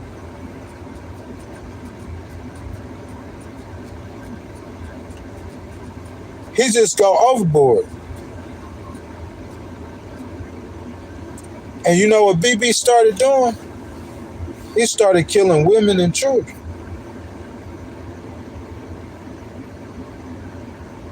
He started starving women and children. He's starving the Palestinians. And guys, if I'm not mistaken, I heard something about Israel holding food from the Palestinians again. I heard something about the Palestinians saying they only got food to the end of the week. You know what I'm saying? We can do a live stream about that come the weekend. But, you know, I want to speak to all the Orthodox, the real Jews, now who understand those Old Testament laws and rules and they live by. Because, Bibi, I understand you're not a religious person. You're just the leader of the people that God chose to worship him, who are religious people. You're not, though, Bibi. I understand that. You got the thing on your head, Bibi. I ain't saying you cosplaying. That's neither here nor there. I'm not a Jew. I'm not going to judge a Jew. But I'm saying, though, I know Proverbs 25:21 and verse 22 advises responding to an enemy. The Palestinians are your enemies. They basic need, like hunger and thirst, with kindness rather than retaliation. That's the God we know. That's the God you're supposed to be praying to, Bibi. By providing food and water, you heap burning coals on their head, often interpreted as sparking remorse or conscience, and the Lord will reward this. God will reward this. Your action is feed and give water to the hungry or thirsty enemy. That is a thing of God, Bibi. Listen, the people who are non-religious, and they see Bibi over there killing people, because see, Bibi, this is where it got bad. You had everybody with you before this. You might still have Israeli people with you, even though they came out and protested against you. You don't have the world with you, because that's why at the United Nations, everybody was getting up and walking out. But I'm saying, Bibi, how you lost the American people is when you start starving and killing women and children. He not getting it. Oh, Ghost, I got to kill them to get to the... That's not going to work, my dude. You got to find a different way. And when you start starving women and children and you start killing women and children, that's when your problems begin. And that's when I'm going to have a problem with you, because you are in disobedience of God's word, and you're supposed to be leading the people of God. See, if they don't believe in the Bible, Bibi, they don't understand the Bible. They can't talk to you like this. And some Christians, they too much of Kool-Aid drinkers. And they too much pro-Israel. I'm pro-Israel too. I'm not pro some non-religious Israeli leader who doing stuff, starving women and children, and you supposed to be representing God's people, buddy. You misrepresenting the people of God. You misrepresenting the scriptures. You don't starve no women and children. Y'all know that's not like Jesus. Y'all know that's not like God. Go pick up your Bible, Bibi. Go start praying like the rest of the real Jews. What God told y'all to do. And you over here starving children and women. He done went too far. Like Junior Trump. Bibi and Trump got the same personality. They the same type of leaders. You put them together, it's like Pinky and the Brain. That's what I'm saying. And it's good. And I said this back then when they were on Iran, they go a bridge too far. They going way to the left. And you ain't got nobody over there who got a voice who's going. Charlie Kirk was the one who had some common sense. He had influence with President Trump, and he talked to President Trump, and Bibi didn't like that, and Charlie Kirk got shot in the neck. And I'll let Candace Owens tell the rest of the story. I ain't going to get into that. I didn't know Charlie. I don't know the situation. I'm not going to accuse nobody of something that I don't know. I ain't got nothing to do with. All I know is what happened, and what the FBI saying happened, that was wrong. That's why I said that about Charlie Kirk. He was the one, a Republican who had some sense, who would talk to President Trump and tell him that being over there for a prolonged time is not a good idea. Charlie Kirk didn't want him to do it at all. But Bibi, you can understand why Bibi want to fight the war. And Bibi, he too scared to go up against Iran by himself. You see how Iran is. Crazy. They're launching missiles everywhere. Let's look at all the countries that Iran has hit with their missiles. Y'all, let's look at all the countries that Iran has. Y'all, pardon me for just a second. Y'all, let's look at all the countries Iran has hit with them missiles. Let's look. Y'all bear with me for just a second. Get it right here. Let's look at all the countries Iran has hit with them missiles. All the countries Iran's bullets have hit.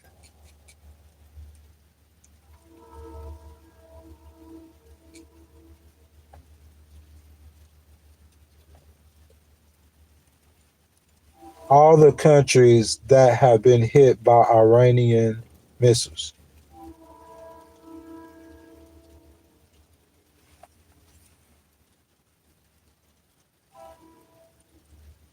As of March 2026, this 13 sites again, AI, Al Jazeera, for this source, several countries have been hit by direct Iranian missiles or drones.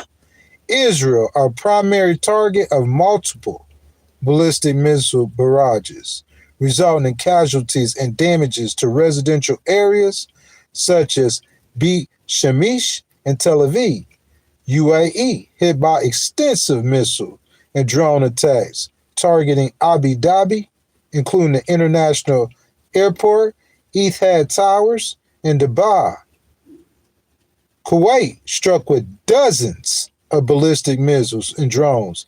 Hits reported at the Ali Al Salam Air Base and Kuwait International Airport. Bahrain, struck by missiles and drones, targeting the U.S. Fifth Fleet headquarters and civilian infrastructures in Manama. Iraq sites in Erbil and the Jarf el-Shakir base have been hit. Earlier historical sites and targeted Iraqi Kurdistan.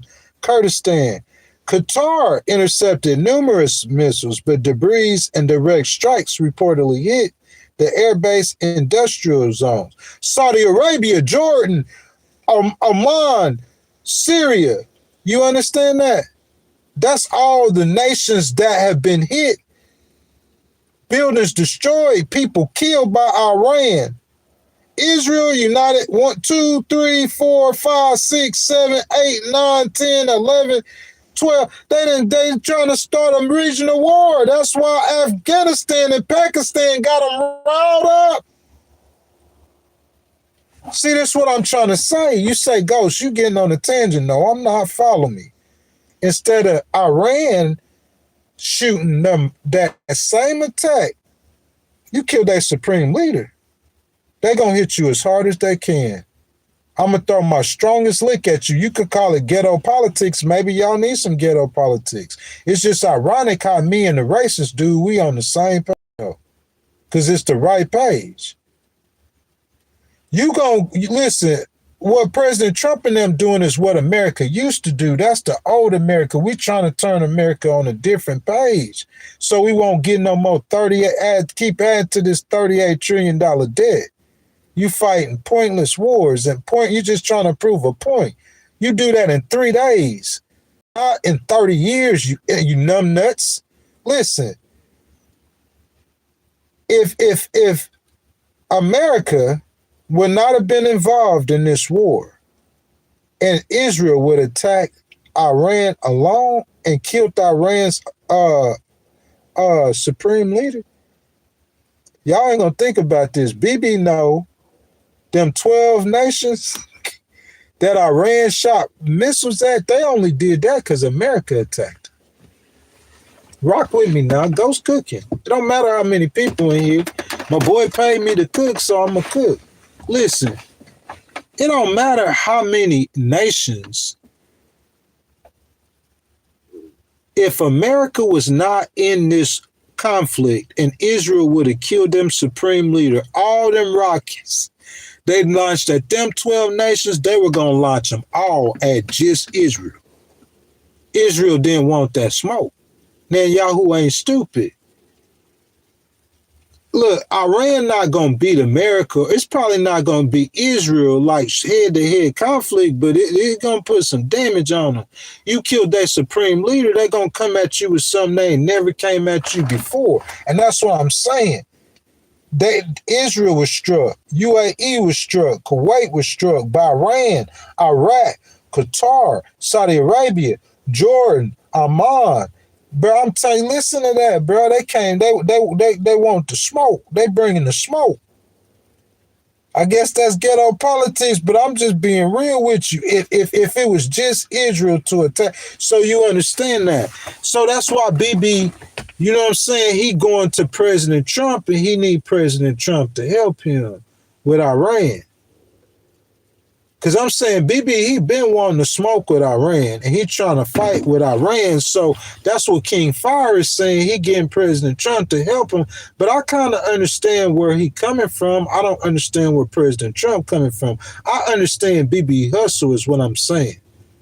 I understand Bibi saying, hey, I'm going to get President Trump. I'm going to get the Americans. I'm going to do A, B, C, D, E, F, G, H, I, J, K. I understand Bibi doing the same.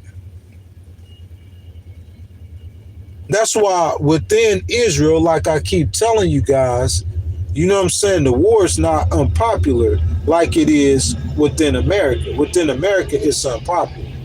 So I don't really go that hard on Bibi as far as his purposes for fighting the war. I just go hard on him when he's starving and killing women and kids. If he killing terrorists, I don't care if Bibi kill Hamas. I'm not trying to protect Hamas. They're terrorists. Whoever want to kill them, I don't care. I don't care if President Trump kill them. I'm just saying don't waste all of America's money, resources, and shedding America's blood doing it. How many people have the Iranians killed?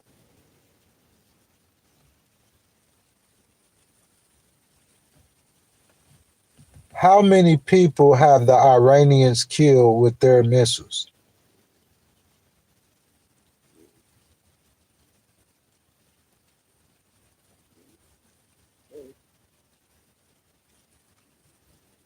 All right, once again, this is AI. Israel, at least 12 people die. United States, at least 6 people die. UAE, at least 3 foreign nationals die. Kuwait, 3 people die. Bahrain, 2 people die. Iraq, 2 people die. Oman, 1 person died. Lebanon, at least 31 people dead. I mean, it's not humongous numbers, but it's bloodshed. 6 American service members been killed. 6 of them. That's on 4 days. I'm saying if you could quiet the missiles, if you could stop the missiles, if you could stop the rockets, you stop them and then you stop spending American money. That's what I say. Bibi fighting the war, King Fire, like him coming to America, I mean, how can you blame Israel? You can't get mad at Bibi. I see Tucker going over there doing an interview with Mike Huckabee and him talking about Bibi. Y'all can't blame Bibi for Bibi Bibi just hustling. He's doing what if I live in a neighborhood where a bunch of people, my opponents, are trying to get rid of me or destroy me, I'm gonna try to wield as much power over American politicians as too. What's wrong with him doing that? Your anger shouldn't be directed at Bibi, really. Like I said, till he do something wrong. Him killing a Muslim who is his op, how is that really wrong? That's his op. They would kill him if they could. So him killing a Muslim who is his op, that's not really wrong to me. What's wrong is when you starving or you killing women and children. To me, that's wrong. It's not to me, that is wrong. That part is wrong. You see what I'm saying? I mean, who y'all really need to be getting mad at is the Americans who are being hustled or being played or is allowing that to go on with the Israelis. You need to get mad at President Trump for allowing Netanyahu to play him like a fiddle. Y'all, we want to start playing a tune. Do do do do do do do do do do do do do do. Hey, Netanyahu, he hustling President Trump. He playing President Trump. How you mad at Netanyahu? A player gonna play. That's like, look, you got Drake pull up, and your girl come to you, and your girl say, "Hey, Jeffrey, baby, let's go to the Drake concert." Say, bet there. I like Drake. Black leather gloves, no sequel. Buckets on my jacket, it's a lead. Nike CrossFitter, gotta see. Gotta dance, but it's really Ocean Street. You know what I'm saying? You say we're going to the Drake concert. All right, bet. So, y'all pull up at the Drake concert or whatever, say, like, y'all got, you know, you want to spoil your girl. You want to show her a good time like you a baller. So you get that VIP session. Say y'all up in there cutting up, dancing, having a good night. You know what I'm saying? Say, you know, you got a bunch of girls, mostly girls in there. You got some girls over there checking, looking at you. You know, you dancing with your girl. You feeling like you shoo-shooing and foo-fooing other girls. And say probably about, you know, right, you know, in the middle of Drake's set, you know, you had a group of, you know, affluent black men with security. They walked through and they just happened to bump, you know what I'm saying, your girl, whatever, like. You look at your girl just still dancing with you. You know, the girl see the little dude, you know, she look back at you, little she don't think nothing of it. Y'all keep dancing. Say little rich black dude, he done went backstage though. You don't understand what's going on. And say, so now he up there with Drake, you know what I'm saying? And now all of a sudden Drake, he up there, he done looked at your girl. Hey, y'all think this fake? Y'all ain't never seen this happen before. And now he up there doing the song and the dance, you know. And he looking, he dancing and singing to your girl. Hey, so your girl in disbelief. She can't believe. What's the chances you go to a Drake concert, you got 20,000 people in here, and it's your girl he calling on the stage. So you caught in the moment or whatever like that, you can't believe it either. So you know what I'm saying? You called a girl, your girl on the stage now. And he up there doing a Rihanna dance with your girl on the stage. You know, you trying to hold it together. You see Adam 22, you know. Hey, you at least you ain't no Adam 22, right? So you trying to hold it together. You feel what I'm saying? And then, bro, on top of that, so you see the black dudes that, and then, you know, she done went backstage now, and she ain't came back out, no. She ain't hit the exit, you know, side stage, you know, stage 8A exit and come back to the seat. She backstage now, she gone. You don't know where she is. You don't have a clue where she is. So I'm saying, like, what you do in that situation? Say you start texting her and you start calling her, you worried now. And say, nah, it's like 3, 4, 5 in the morning. She don't come home that night. And then say next morning she done pop back up. And when she pop back up the next morning, she just like, hey, man, we ain't do nothing, man. Just chill. You know, dance. She can't miss the opportunity to hang out with Drake. I love you, baby. It ain't nothing like that. I just hung out with them. I'm saying, what you gonna do as a man? It depends on the kind of person you are. You say, Ghost, what's that got to do with Bibi Netanyahu? All I'm saying is Bibi Netanyahu is Drake. In that situation, he Drake. You know what I'm saying? He playing your girl. Your girl is your American leader. You see what I'm saying? Your girl getting played. America getting played, our country getting played, President Trump getting played. Bibi playing them. He running game on them. I don't understand how y'all hating Israel. That's what I don't understand. How you hate Bibi for that? How can you hate Drake for trying to get your girl? I'm saying he a sleazebag, he wrong, he dirty, he grimy. All that's true. You could catch him somewhere. I mean, put the beats on him. All that's true. But I'm saying, like, that's what they do. He gonna do what he do. That's what little player dudes do. I mean, I can't say bro. I'm talking about. I've been in situations where, the dude is. I watching the dude leave to go to work to AutoZone. And I'm finna come in his house. At first, I don't know it's because he leaving. This girl got me waiting down the street. She got me in the precise spot. And I guess I left too early and I see him leaving. He got on an AutoZone shirt. And I go in, I don't care nothing about beat the brace off his girl all over that apartment. So I know I'll do stuff like that too. So not that I got sympathy on him, but I got an understanding that this dude, he just a sleazeball. He take pride and joy off of getting other people's girls. That's how he get credit. He feel like he could humble a man because he could take your girl, and he'll use that as a bragging against you. I'm saying, to me, that's all Bibi doing. You can't get mad at Bibi because Bibi is trying to protect Israel, and he used America's the strongest military, and America could be lobbied.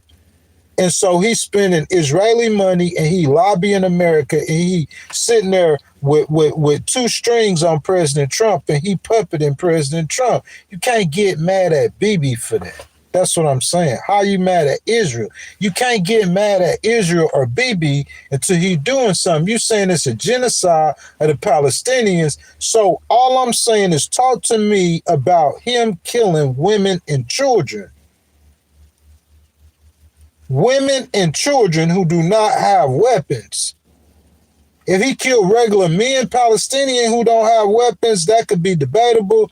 Bibi gonna say, oh, you know what I'm saying? The women and children, that's clear. He's starving women and children, really anybody. But that's clear. That's clear. He's dead wrong. That's where he's wrong. As far as Israel fighting Iran, you can't say nothing about Israel fighting Iran. Because they would get a nuclear weapon and they will use it against Israel. We're all clear about that. We all clear about that. They would use a nuclear weapon, and that's your ops. Put yourself in Bibi or Netanyahu or Israel situation. That's your biggest op. And they talking about wiping you off and getting it and they bigger than you. So when you get a chance, you gonna smack them. You ghetto politics, that's what's happening. You got your mentality. A lot of these, you call it ghetto, but President Trump think ghetto. Bibi thinking ghetto. If you call that ghetto, I call that a man in survival. In standing 10, I call that alpha man politics. You call it ghetto, what alpha man? That's an alpha. That's how alphas think. This boy trying to survive. He ain't up here talking and being nice with you. He want his nation, he want his country to survive. So what I'm saying is what he got going on with Iran, I can't hate on that whatsoever. You see what I'm saying? He's supposed to be doing that. But I'm saying, like, as far as what President Trump and them doing, y'all need to have y'all anger on President Trump. If you come talk to me about Israel and Bibi, talk to me about women and children he killing. All the Iranians he killing, to me, Bibi is justified for doing that. If anybody's justified, it's Israel. All the Palestinian, as long as it ain't women and children, and as long as he ain't starving nobody, you can't really say nothing about Bibi killing mortal ops. They've been killing each other for generations. You can't say nothing about that.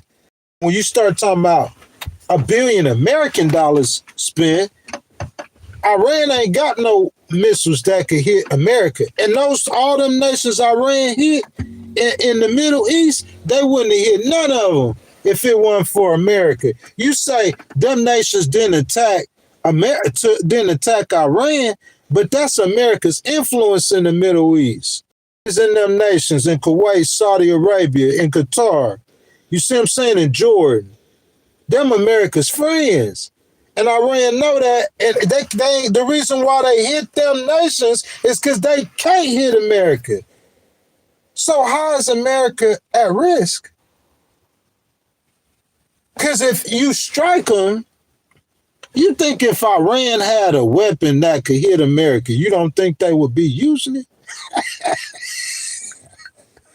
You think if Iran could hit the continental U.S. with Iran, them boys gonna shoot a missile at that's their thing, is shooting them missiles. That's why they people starving, because they spending all the oil money on them missiles. So you think if they had a missile that could hit the United States to you, they don't even, so President Trump, you saying they a danger, but these people, they ain't even got a weapon that could hit you. They ain't even got a gun. One of their bullets can't even touch you or hit you. How are they a danger to who? When, where, and why? That's that weapons of mass destruction. I'm not against you killing the supreme leader or you assisting Israel. Israel need cover to do it. That's what's going on. Bibi need cover to do that. He need cover to do that. Gotta have cover. That's why America's involved. That's the only reason why the United States is involved. Because he had to have help to do that. If he goes at Iran by himself, then that's that war between, that 12-day war. Every time Bibi trying to go at Iran, you guys ain't realizing this, but he need President Trump or America. He need the help. He not going to do it by himself. He was gonna face. I'm talking about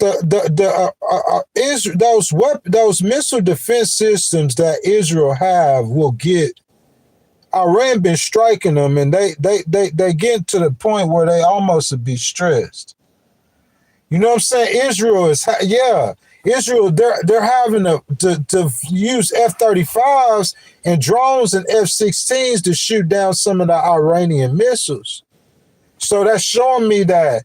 I mean, you know, the 12-day war, I'm saying you spending all these monies and, you know, Iran, instead of shooting 12 different targets, they would have put all 12 of that, they would have came at Israel with that, how they be saying fire and destruction. It's not like Israel wouldn't have survived it. It would have just been a lot of damage and a lot of casualties, a heavy price to pay for playing with Iran. And that's why for 12 administrations, it didn't happen. And that's why Israel wouldn't do it. They wouldn't do it. But I'm saying with America in it, Iran's got to split. They got to kill 2 people here and 3 people here and 4 people here. You know what I'm saying? They're injuring a lot of people. It's a lot more damage that's going on. Iran putting on them heads and that's the price and the cost of fight of waging that conflict with them. That's why he was warned against them. I don't want to see no Americans die. That's what I'm saying. To me, President Trump with America, you keep your order. You keep the order. Listen. Bibi come to me and he say, look, this is what I'm saying behind the scenes. Bibi say, hey, President T, I need help. If I go over there and attack Iran by myself, they're going to put all that stuff on me. And not that we might be able to beat them, but I'm talking about there's going to be some heavy damages and casualties that we're not trying to pay. So this is what I want you to do, President Trump. This is what I need you to do. I need you to come in with me and help me in this war. So if that's me, I say, okay, Bibi, I got you, buddy. This is what I'm going to do, though. Bibi need help in this war, but this is how I'm going to help you, Bibi. I'm going to stay in this war with you, Bibi, for about 3, 4, 5 days. Okay? Y'all excuse me. Riding up the side of this hill or this mountain or whatever like this. I'm going to stay in this war with you, BB, for like 3, 4, 5 days. That way, when Iran, when they come back and attack, they're not focusing their entire attack upon you, Israel. So because America's in it, they're going to be trying to hit the American targets. And that way, that'll save you, BB. I'm going to stay in this war for 3, 4, 5 days. What I'm trying to do is kill the supreme leader. Just like I grabbed Maduro, President Trump is snatching all the villains. I got a live stream about that Thursday. It's going to be more favorable. You know, I'm an independent. I do a live stream like this one time, and I do a live stream like that the next time. President Trump is snatching all the villains. That's going to be on Thursday. But today we talking about the effects it's having, the money you spending, and the promises you made. Different live stream. You know what I'm saying? You snatching all the villains. To me, that's how I'm going to frame it with President Trump. Like he a superhero. You're not a superhero when you end up fighting a war that you can't win, or a war you're going to be fighting for 20 years like in Afghanistan. You want clear, precise, defined victories, short with minimum consequences, minimum casualties, and minimum amount of money spent. So, BB, how I answer that? Okay, BB, I got you. We rocking with you, right? You scared of BB? So, yeah, okay, BB, I'm rocking with you. This is what I'm going to do. I'm going to give you 5 days. I'll spend the money. I'll give you 5 days. That's it. That's all I can give you. That way, when we go in there with you and we attack Iran, you will stop them from just hitting all on you, and they'll spread it out. After them 5 days, BB, y'all gonna have to run all your own missions. And all we gonna do, the rest of us, is we'll try to stop the missiles from hitting any civilians or casualties. We'll help protect you, Israel. I will do that. But what I'm trying to say, BB, is I'm not gonna stay here indefinitely with you and fight the Iranians. And if you start starving women, Palestinians, you start starving people again, well, you might end up starting World War III. Who knows?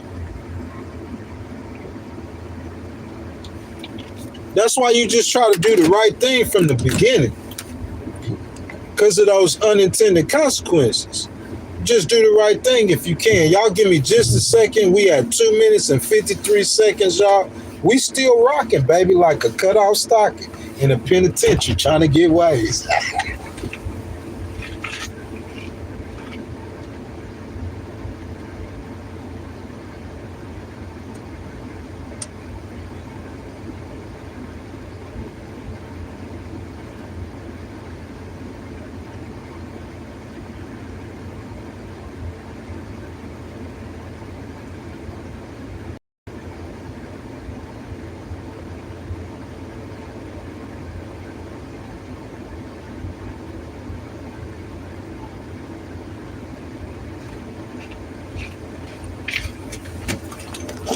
Hey, look, I'm going to bless y'all for a second, man. Y'all know it's supposed to be 65 degrees next week. I'm talking about doing outdoor live streams. But before I do, look how pretty it is down here, man. This been one of my spots for like 3 months, man. You know what I'm talking about?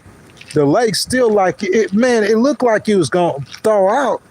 You know what I'm saying? It's like 45, 50 degrees, sun shining. But then the next day, March the 3rd, up here in New York City, baby, or right in the New York City metro, you know what I'm saying? Hudson Valley, man, it's out here snowing.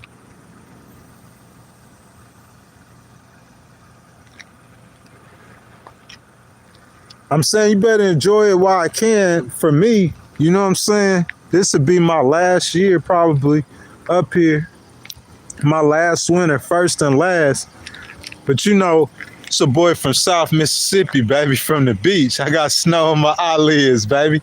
Y'all see that, man? That's amazing, man.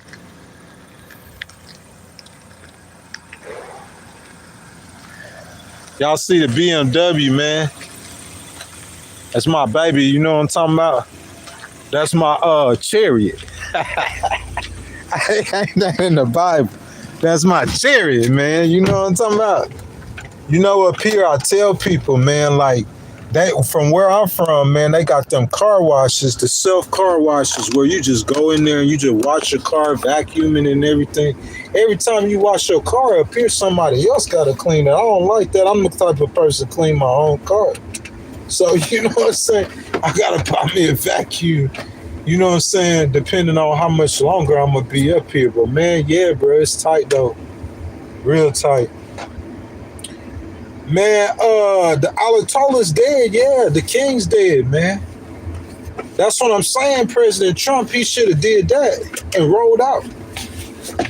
Just like Maduro. Same operation. See, I'm different than Charlie Kirk. I'm not all against what Lindsey Graham's saying, because America needs to, in a world where you got China and Russia trying to flex their muscles, and you got China and Russia challenging the order that America, I would rather President Trump to be the leader of the world. I would rather, even how awful it sounds, I would rather be fussing at President Trump. Listen how profound this is. I would rather be fussing at President Trump for attacking an evil dictator in Iran than fussing at Vladimir Putin for attacking one of your allies. Because what I'm saying, Vladimir Putin attacking one of your allies, that's a much more difficult situation to deal with than President Trump being overly aggressive with a dictator, an evil dictator who hates America and one of your allies. Y'all feel that?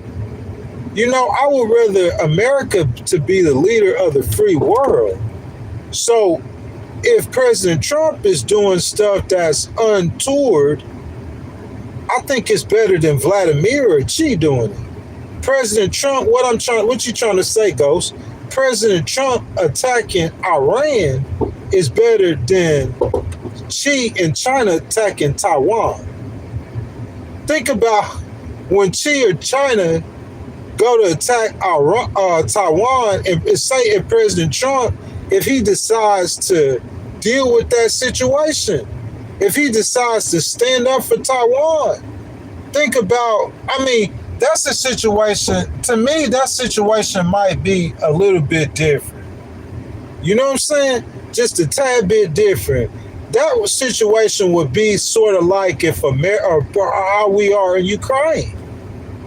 Because I don't see how President Trump could say that America was wasting money in Ukraine, but yet and still he go fight the war. That don't make no sense. How can he say America's wasting money in Ukraine against Putin, but yet and still he turn around and go fight a war against Iran and waste the same money he said that President Biden was wasting? In my opinion, like fighting against Putin or fighting against Iran about the same thing. Where I'm wrong at? How fighting against Putin is less important than fighting against Iran? All of them your ops. If you had an argument, I would say fighting against Putin is more important than fighting against Iran. What y'all would say? Putin is the bigger dog. And both of them dogs are your ops. You see what I'm saying? So it's the same thing, bro. If you standing against spending money and fighting wars, then I'm saying don't do it. I'm saying, in my opinion, President Trump had a playbook. And his playbook is to get in there, punch him in the mouth, and get out. That's how he been operating. That's what he did with Maduro. That's what he did with Iran the first time. And he had been highly successful in those endeavors.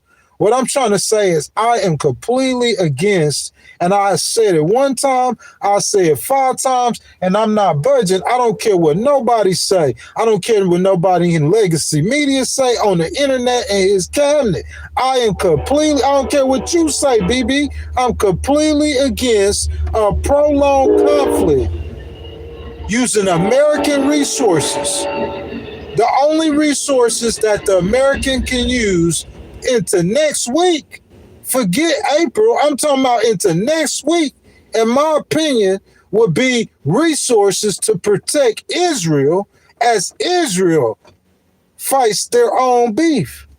That's what I believe. Past next week. You came in, President T. You get 7 days. I'm going after all their ballistic missiles. I'm going after. And then we're going to step back and protect Israel and let Israel fight their own war. They got the money. Anyway, how many millions of dollars Americans get them? Use this money to go handle your business. And we're just going to stop them from shooting rockets at you. WTF says don't do it. You know what I'm saying? I don't know, man. He says our soft power over other nations was cut by Trump. USAID. I agree with that 10,000%. I think it's deeper than that. Not only was our soft power cut by other nations, I'm saying I believe that just the wrongness of burning food, incinerating. Let me see. Let me make sure I'm right about this. I talk about this often. So I want to show y'all something real quick. Look.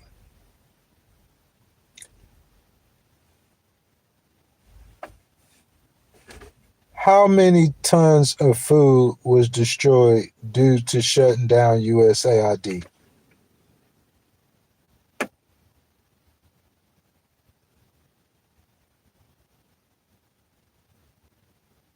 Nearly 500 metric tons of emergency food aid was ordered for incineration July 2025. 500 metric tons of food, you burned it. 500 metric tons. The food only costs $800,000. It only costs $800,000 to purchase the food, and you charged and you paid $130,000 to burn it. Y'all listen to this: 500 tons. It was biscuits, mostly biscuits, high energy biscuits. 1.5 million malnourished children for 1 week, or 27,000 children for a month. 27,000 children for a month.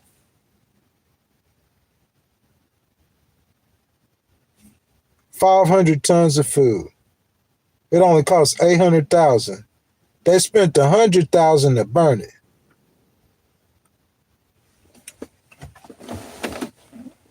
What's your purpose? That the WTF that he did it? Because he said, oh, we Doge. We don't want to spend money. We tired of spending money. We're wasting money. And then you go spend billions to drop bombs on a nation that cannot do nothing to you.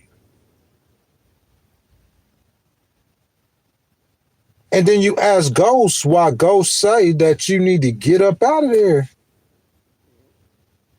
as quick as possible. I litigated the case for 3 hours, and I could do it for 3 hours more, really, if you guys wanted to hear me talk that long. Depending on what you guys put in the chat, we could turn as many angles and turns as y'all want to. I just don't see the justification for America staying there for a prolonged period. You could do what you want to do. You could stay there throughout your entire presidency if you want to. Stay there. Look, if you want to talk tough, don't say you could stay there indefinitely. Say there you're going to stay there to December. Come out and say you will stay there to after midterms, and then I respect you. I promise you, anybody in President Trump's cabinet, any Republicans, say, oh yeah, I think we need to fight the Iranian war past the midterms. Say that. Say it just like that. As a matter of fact, come out and address the nation saying, hey, I think we need to stay in the Iran past the midterms. Come out and say that. And do it. Stay there past November.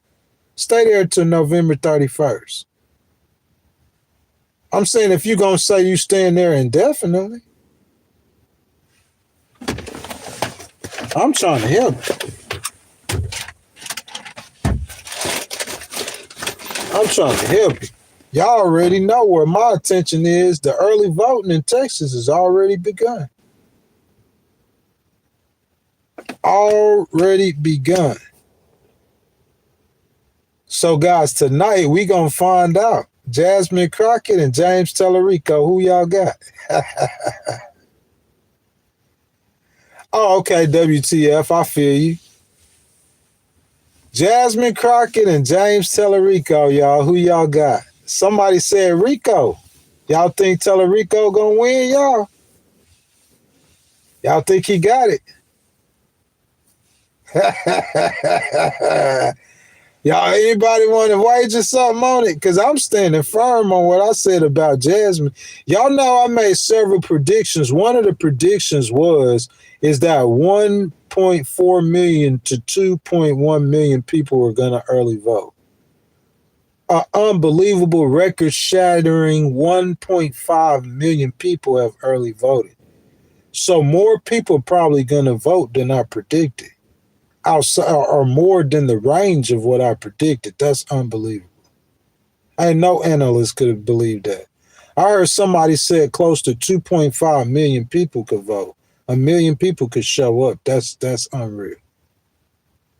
You know what I'm saying? I said the winner needs at least 800,000 votes. I think that prediction going to be 10,000% accurate. Nobody would have thought that. The third prediction was the Republicans were going to get outvoted by the Democrats. I think I'm going to get that one.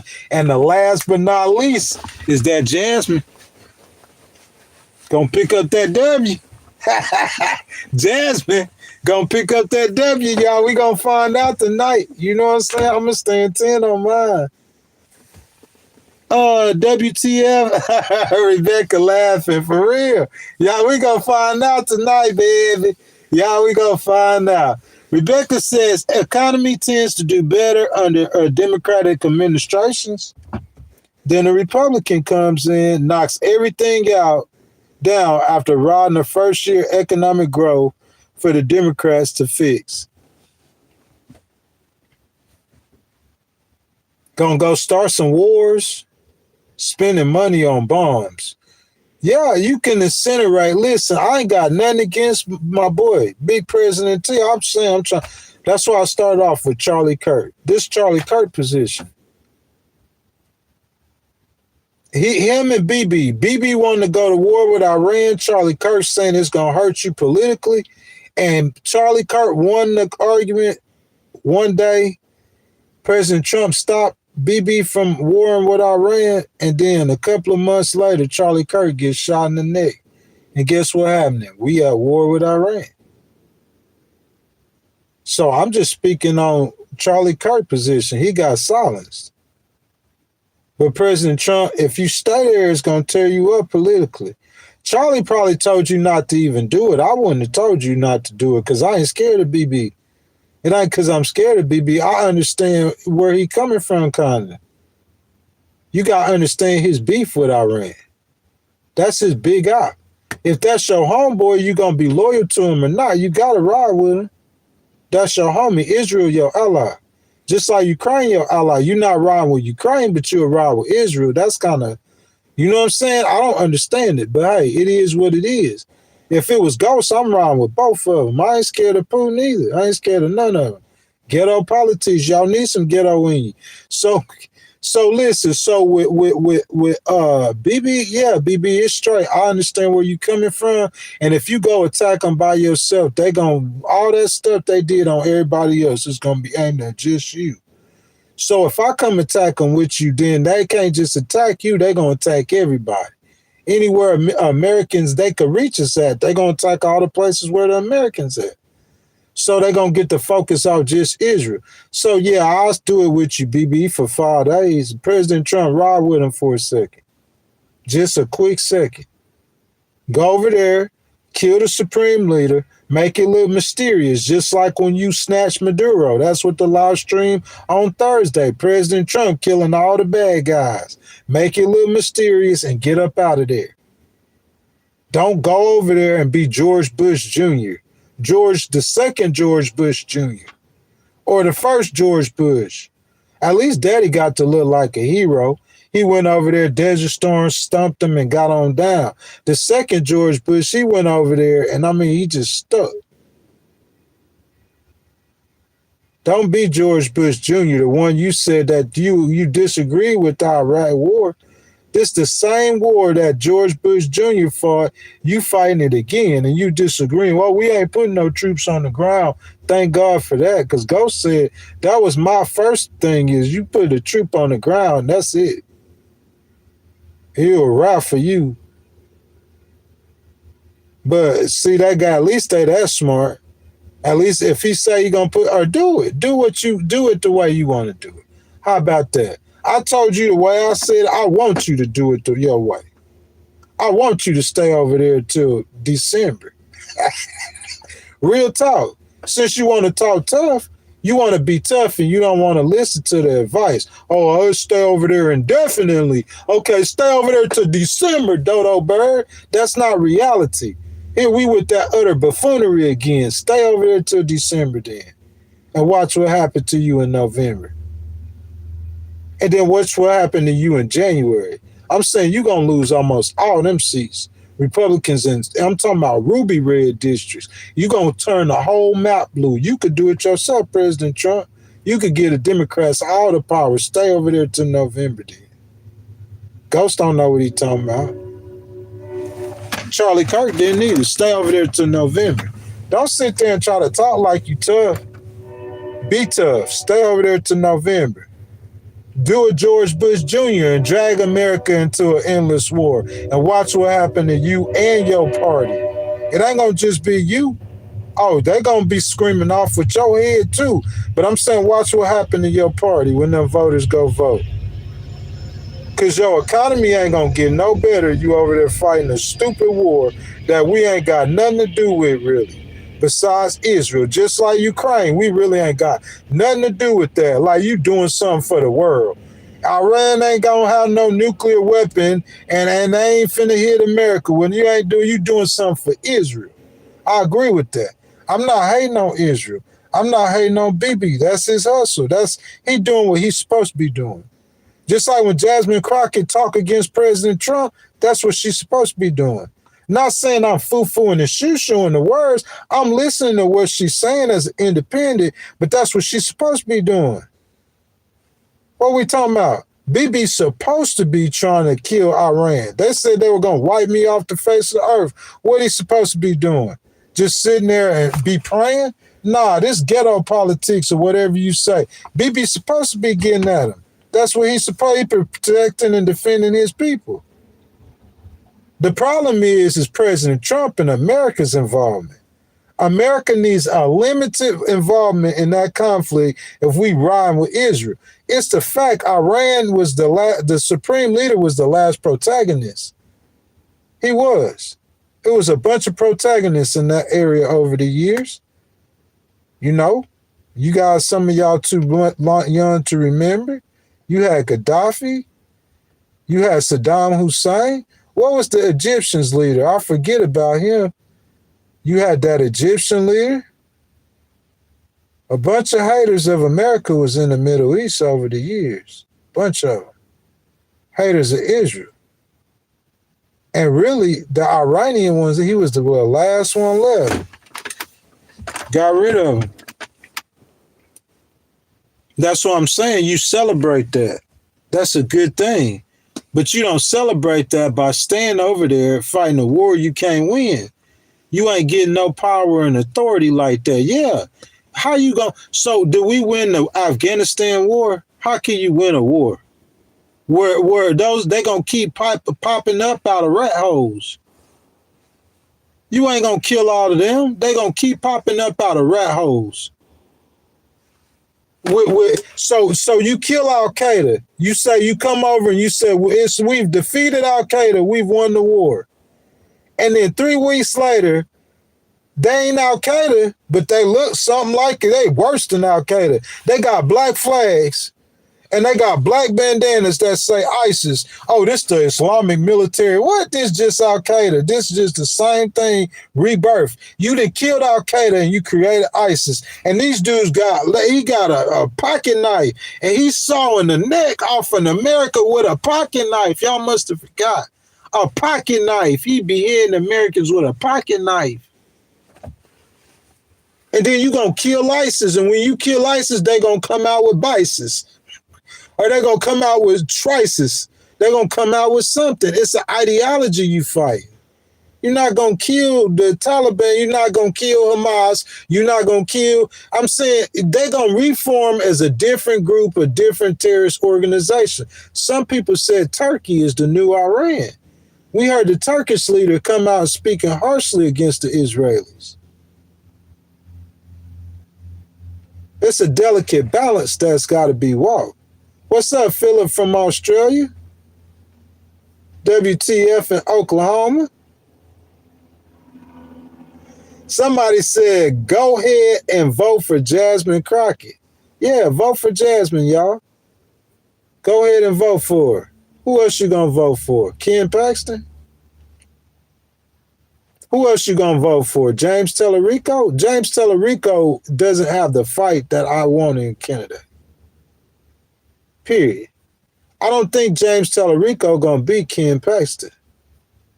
That's the battle of the white boys. That's what you don't realize. I don't think John Cronin I don't think he'll beat John Cronin. The battle of the white boys. That's the race that the Republicans always win. Look at the Democrats in the state of Texas. How many white Democrats in Texas? You got a few. But most of the Democrats are what? Hispanics and blacks. That's the races that the Democrats win in Texas. What's the race that the Republicans win in races with Hispanics too? Look at Ted Cruz. But you want to play that white boy game with the Republicans. And you got to go against Greg Abbott. You're going to lose that game with the Republicans in Texas. I don't know what's wrong with you. You're going to lose the white boy game with the Republicans in Mississippi. You're going to lose the white boy game with the Republicans in Alabama. You're going to lose the white boy game with the Republicans in Florida. You're going to lose the white boy game with the Republicans throughout America. You look at New York. Your governor is Kathy Hochul. Governor Hochul, I mean, she looked like, I don't know, I ain't looked it up, but her nationality. You look at the Democratic leadership coming from New York. You look at you know what I'm saying, your boy Hakeem Jeffries. He from Brooklyn. You feel me? You look at AOC, she from the Bronx. You feel me? She Puerto Rican. It's the ones that's not that famous, so many, bro. Like, that's what the Democrat Party makes up of. You can't exclude white people from the Democratic Party because you got, Senator Warren, Elizabeth Warren, and you got Senator Bernie Sanders. Them white people, you know what I'm saying? They strong Democrats. But I'm saying mostly, especially in Texas, majority minority state, I'm saying I'm not a racist or nothing, but that's just what I believe. And I mean, all it has to do, you have 1.5 million people voted. So you probably have about 2.5 million people vote. I'm saying Jasmine need at least 1 million black people to vote. She need at least 1 million. There's 2.5 million registered black people. She need at least 33% of registered black people to vote. If it's less than 1 million black people turned out, like, with that many people voting, it all depends on how many people show up today. If you got 500,000 people who show up today, so you get 2 million people to vote total in the whole election. You know what I'm saying? She gonna need at least 600,000 black people to vote. That was her. She needs the black voters to turn out. I don't think it would be safe for her to depend on the white voters, especially not, or the Latinas to vote for her. Because, I mean, if the Latinas are choosing the election, they could pick him 51 to 49. It's what and what with the Latina vote. Her cleanest shot at victory was to turn out the black vote. Because with the black voters, you got an 8 in 10 chance of winning them. But she only got a what chance of winning Latinas and even a less chance of winning a white voter. So it's going to depend on how many black. Hey, the voting starting right now in Texas. It's 9 a.m. Central in Texas right now. Y'all get to the polls and vote. Y'all, what's going on in the Texas primaries? Y'all, let's look it up. Here, I'm going to play this for y'all guys. For any information that I've given y'all before. And I'm going to share this link in the live stream, guys, because this guy, he said he's streaming tonight live. And I found this guy on YouTube.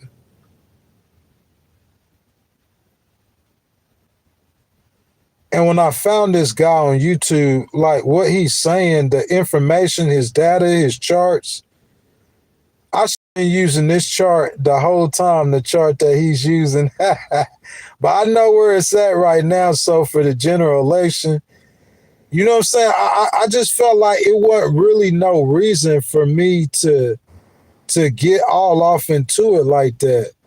You know what I'm saying? Like doing the Jasmine for Texas, I had the right information.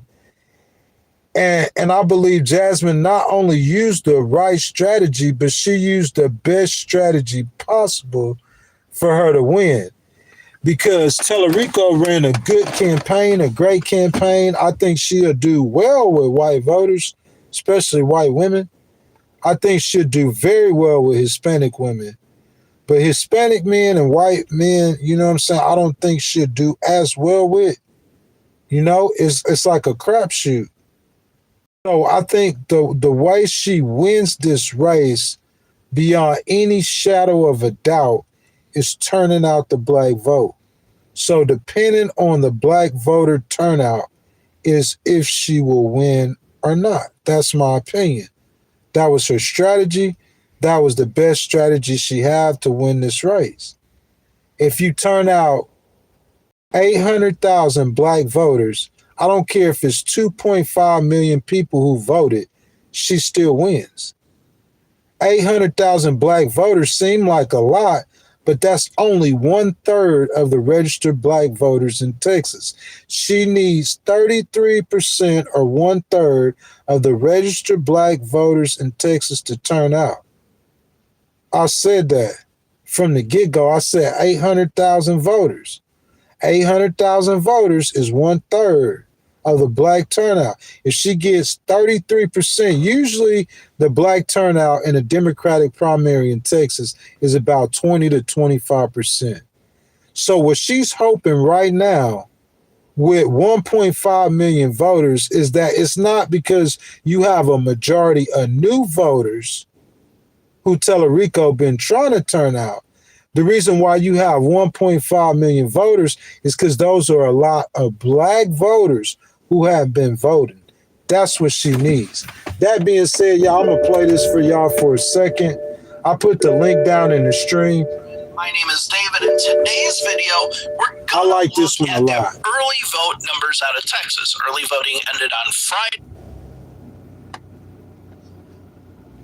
Early vote numbers out of Texas. Early voting ended on Friday, so we have the numbers. And now, from what I can see, these are the numbers from the states. There might be some counties still out, not completed with reporting their numbers, but we get a good idea of what there is. So I have a regression model here and a map. We'll talk about this in a few because these numbers tell us a little bit something different than what we're seeing from VoteHub. So I just want to make that point. And speaking of Vote Hub, I am going to go over here and talk about them really quick because they're doing a really good job. Now, I'm not going to get into the Republican primary because that one is going to go to a runoff. I mean, unless something miraculous happens, that one is going to go to a runoff.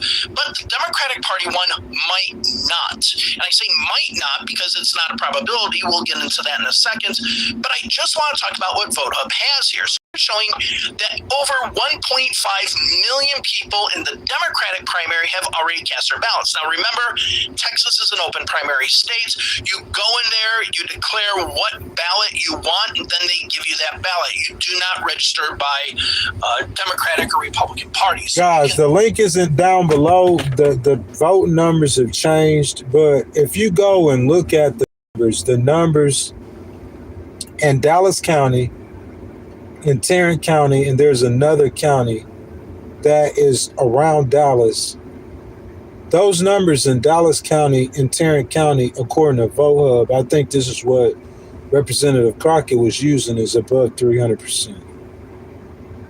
So I would think that if the white people vote Democratic in Tarrant County and in Dallas County and a county around where Representative Crockett stays, I think she'll win probably the white vote, or should do a lot better with the white vote in Dallas County.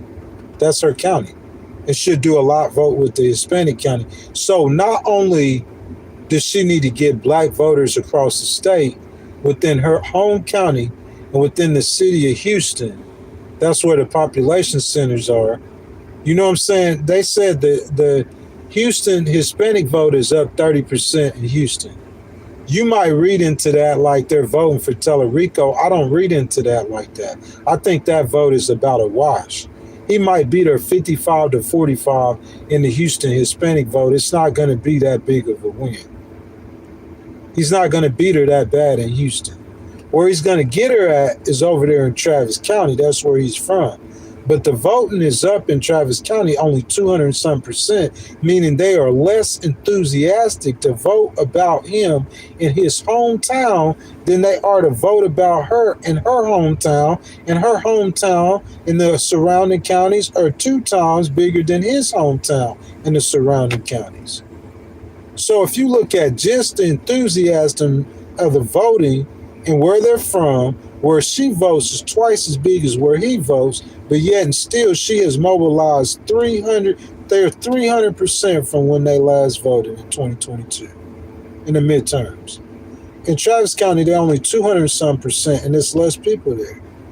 So if you look at the enthusiasm, I can't say that they're, at least in her hometown, in Jasmine Crockett's hometown, they're very enthusiastic for some reason. You could put it together how you want to.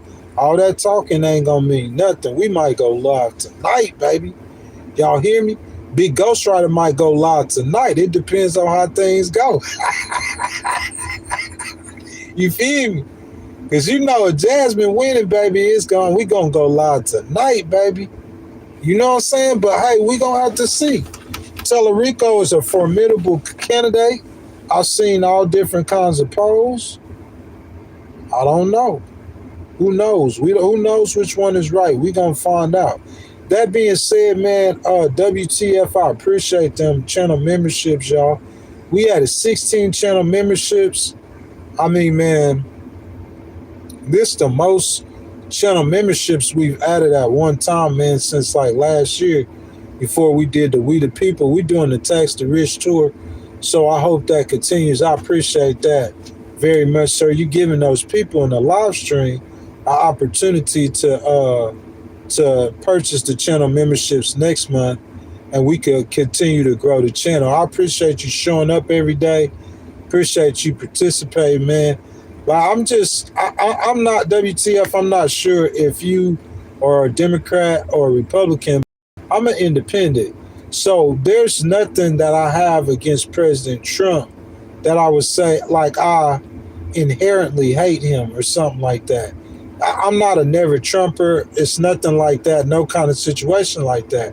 Just what I'm saying is if I would give advice, the advice that I would give him, you know what I'm saying, the same advice I did give him, you know? And I mean, Like I said, Charlie Kirk, I think his advice was not to fight the war at all. It would destroy him politically. What I'm saying is I agree with that sentiment. But, if you want to fight the war, guys, for 3 hours, I laid down my reasons why if you decide to fight the war, that's on you. You know what I'm saying? And him being the president, if I gave him advice, I wouldn't advise him not to strike Iran at all. I would just form it in a way to where you can meet the objectives that your ally Israel wants to meet. And at the same time, you know what I'm saying, you can, keep in mind the opinions or the wishes of the American people by not engaging in a prolonged conflict in the Middle East, especially when you portray to the American people that you weren't that person. So I'm saying, who's supposed to tell President Trump that? How are you supposed to tell him? I'm saying it's about the truth. That's how we make each other better. That's how we make our country better. That's how we stay safe. In the multitude of counsel, there's safety. And it's about the truth. So I'm going to tell you about the politically. So I'm going to just tell you the truth how I see it, man. And that's what I did today. That's what I always do. And WTF, I appreciate you participating. And I appreciate you appreciating the truth. Somebody said, I'm ducking from ice. I don't never duck from ice, boy. I don't never duck from no smoke. That's number one. Number two, I'm more of an American citizen than you are. If they deport me, they got to deport you too.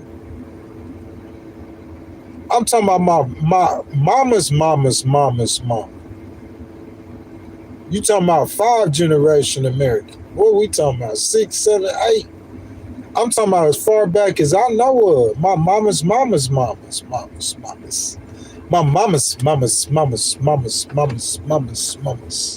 Now, on my daddy's side, I don't know. They might have been. Nah, just playing. I hate my pops and my pops. Bro, I was born on the Kisa Air Force Base. My daddy was in the Air Force. I was in the U.S. Army, and I'm an American citizen. So you ever come at me sideways, I'm going to sue the snot out of you 18 times. I'm going to sue you backwards. I'm going to sue you crossways. Let me stop, man. Look, I just want to come in here and tell y'all I'm a Christian. Even though I'm a Christian, you know what I'm saying? I believe that the people of Israel are the children of God. I believe the people of Israel. Netanyahu is a person of Israel. He's not the people of Israel. See how I stay in reality and facts. Netanyahu is a leader of Israel. He's not the people of Israel. Netanyahu come from Europe. Netanyahu is not a religious man. That's all facts. What I said wrong. So I'm saying whatever he doing over there, that's one thing. That's not the people of Israel. You see what I'm saying? So you need to be able to separate those. That's number one. Number two, speaking of Netanyahu, he just fighting against his opponent. If you was a girl and you had a girl who hated you and you had a chance to get her fired, or however girls get back or do they get even or whatever, I'm saying that's all Bibi doing. He look like he protecting his people. He fighting against one of his biggest. So that being said, and having that knowledge and that understanding, in my opinion, I wouldn't say that what Bibi is doing, fighting the war against Iran, I understand it. President Trump, being that Iran is your ally, Israel is your ally, you supporting Bibi to a certain extent, but a prolonged conflict with the Israeli people, with the Iranian people, is a huge mistake. Foundational American citizen. We were here first, Mississippi, before the days of the ship White Lion. You feel me? Guys, that's my time. Like I said, I'm a Christian. I believe that Jesus suffered, bled, and died on the cross for our sins. I believe that he was buried and he rose again the third day. I believe that the blood that Jesus shed is the atonement or the payment for our sins. I believe that Christ is king. I believe you could be saved or you could be forgiven from your sins by praying and asking Jesus for forgiveness, repenting of those sins, accepting Jesus' death and sacrifice as the payment for your sins, and believing that Jesus saving you, having faith. I believe that's how you be saved. Like I said, I believe Christ is king. I believe that the Israelis are the children of God or the people of God. I don't care how biased or whatever someone might say that sounds. Not that that gives them any kind of special preference or treatment of any other nation in the world. That's not what I'm saying. I just believe that they are the people of God. I believe the land that they're in, that is their land. I mean, just like they're entitled to that land, just like France is entitled to their land, and that America is entitled to their land. So whether the Israeli people, you believe those Hebrews or whatever should be there or not, I believe that the land that all the nations of the world is in, the boundaries that have been drawn, I believe to let them stay the way they are. Just like the people in France, don't mess with them. Don't mess with the people in Israel. Don't mess with the people in Ukraine. Don't mess with the people in Taiwan. You get that? Don't leave them, y'all just chill out. All these crazy people, men wanting to take land, men wanting to be bullies, men got the egos, men wanting to use weapons, men trying to make money off the suffering of other human beings. One thing I can say that Tellerico was saying, it's not right versus left. It's not Iranian versus American versus Israeli. It's not none of that. It's top versus bottom. It's the rich versus the poor. I believe that. I don't care. In all these conflicts, that's what it's about, the rich versus the poor. It's unfortunate, but that's what it is. And that's what I believe, man. Christ is king, man. I love y'all. Out here snowing, man. NYC. We praying. We ain't praying for the warmer weather. It's coming, baby. I can't wait. You know what I'm saying? We going to get outside, man. We going to do the live streams. Going to start changing the content, man. Come around April, we going to be full speed attacks to Rich Tour. Y'all look out for it. We finna tour America. Hey, I'm going to start doing content. You know what I'm saying? President Trump, you still fighting that war. I'm going to be going around asking people what they think about that war. Hey, it's about the people, man. We the people, man. You know what I'm saying? It's about our country, America. We love America. We're best for America. That's why we stand for America and we speak for America. I want the best for America's allies. Israel is one of America's allies. You could say Israel get preferential treatment over the United Kingdom and other American allies, and maybe they do. You can't fault Israel for that. You got to fault President Trump and the Americans for that, for getting parakeeted or puppeted or whatever the word is. You see what I'm saying? That's how I look at that. That's my time, though, y'all. I don't know. We ain't supposed to be live tomorrow. I might pop in with a special, but I'll tell y'all for sure we'll be live on Thursday at 7 a.m. Eastern time. And on Thursday, we're going to be talking about President Trump killing all the villains in the world. He talking about going to Cuba next. Hey, listen, if you went, you can't go to Cuba if you fight a prolonged war in Iran. I know he's trying to rid the world of all the problems, the bad men from the world. You can't go into Cuba if you fighting a war in Iran, man. Come on. You're doing too much. That's what I'm saying. 7 days and out. Support Israel. Let them do the rest. You just stop the rockets from hitting Israel. 7 days and get out of there, man. You know what I'm saying? Don't put a tag on yourself like you another Bush. You a warlord president, President Trump. You know how he was on the in the black, you know what I'm saying, Black History Month? He was doing all that smiling and laughing. I was talking about that.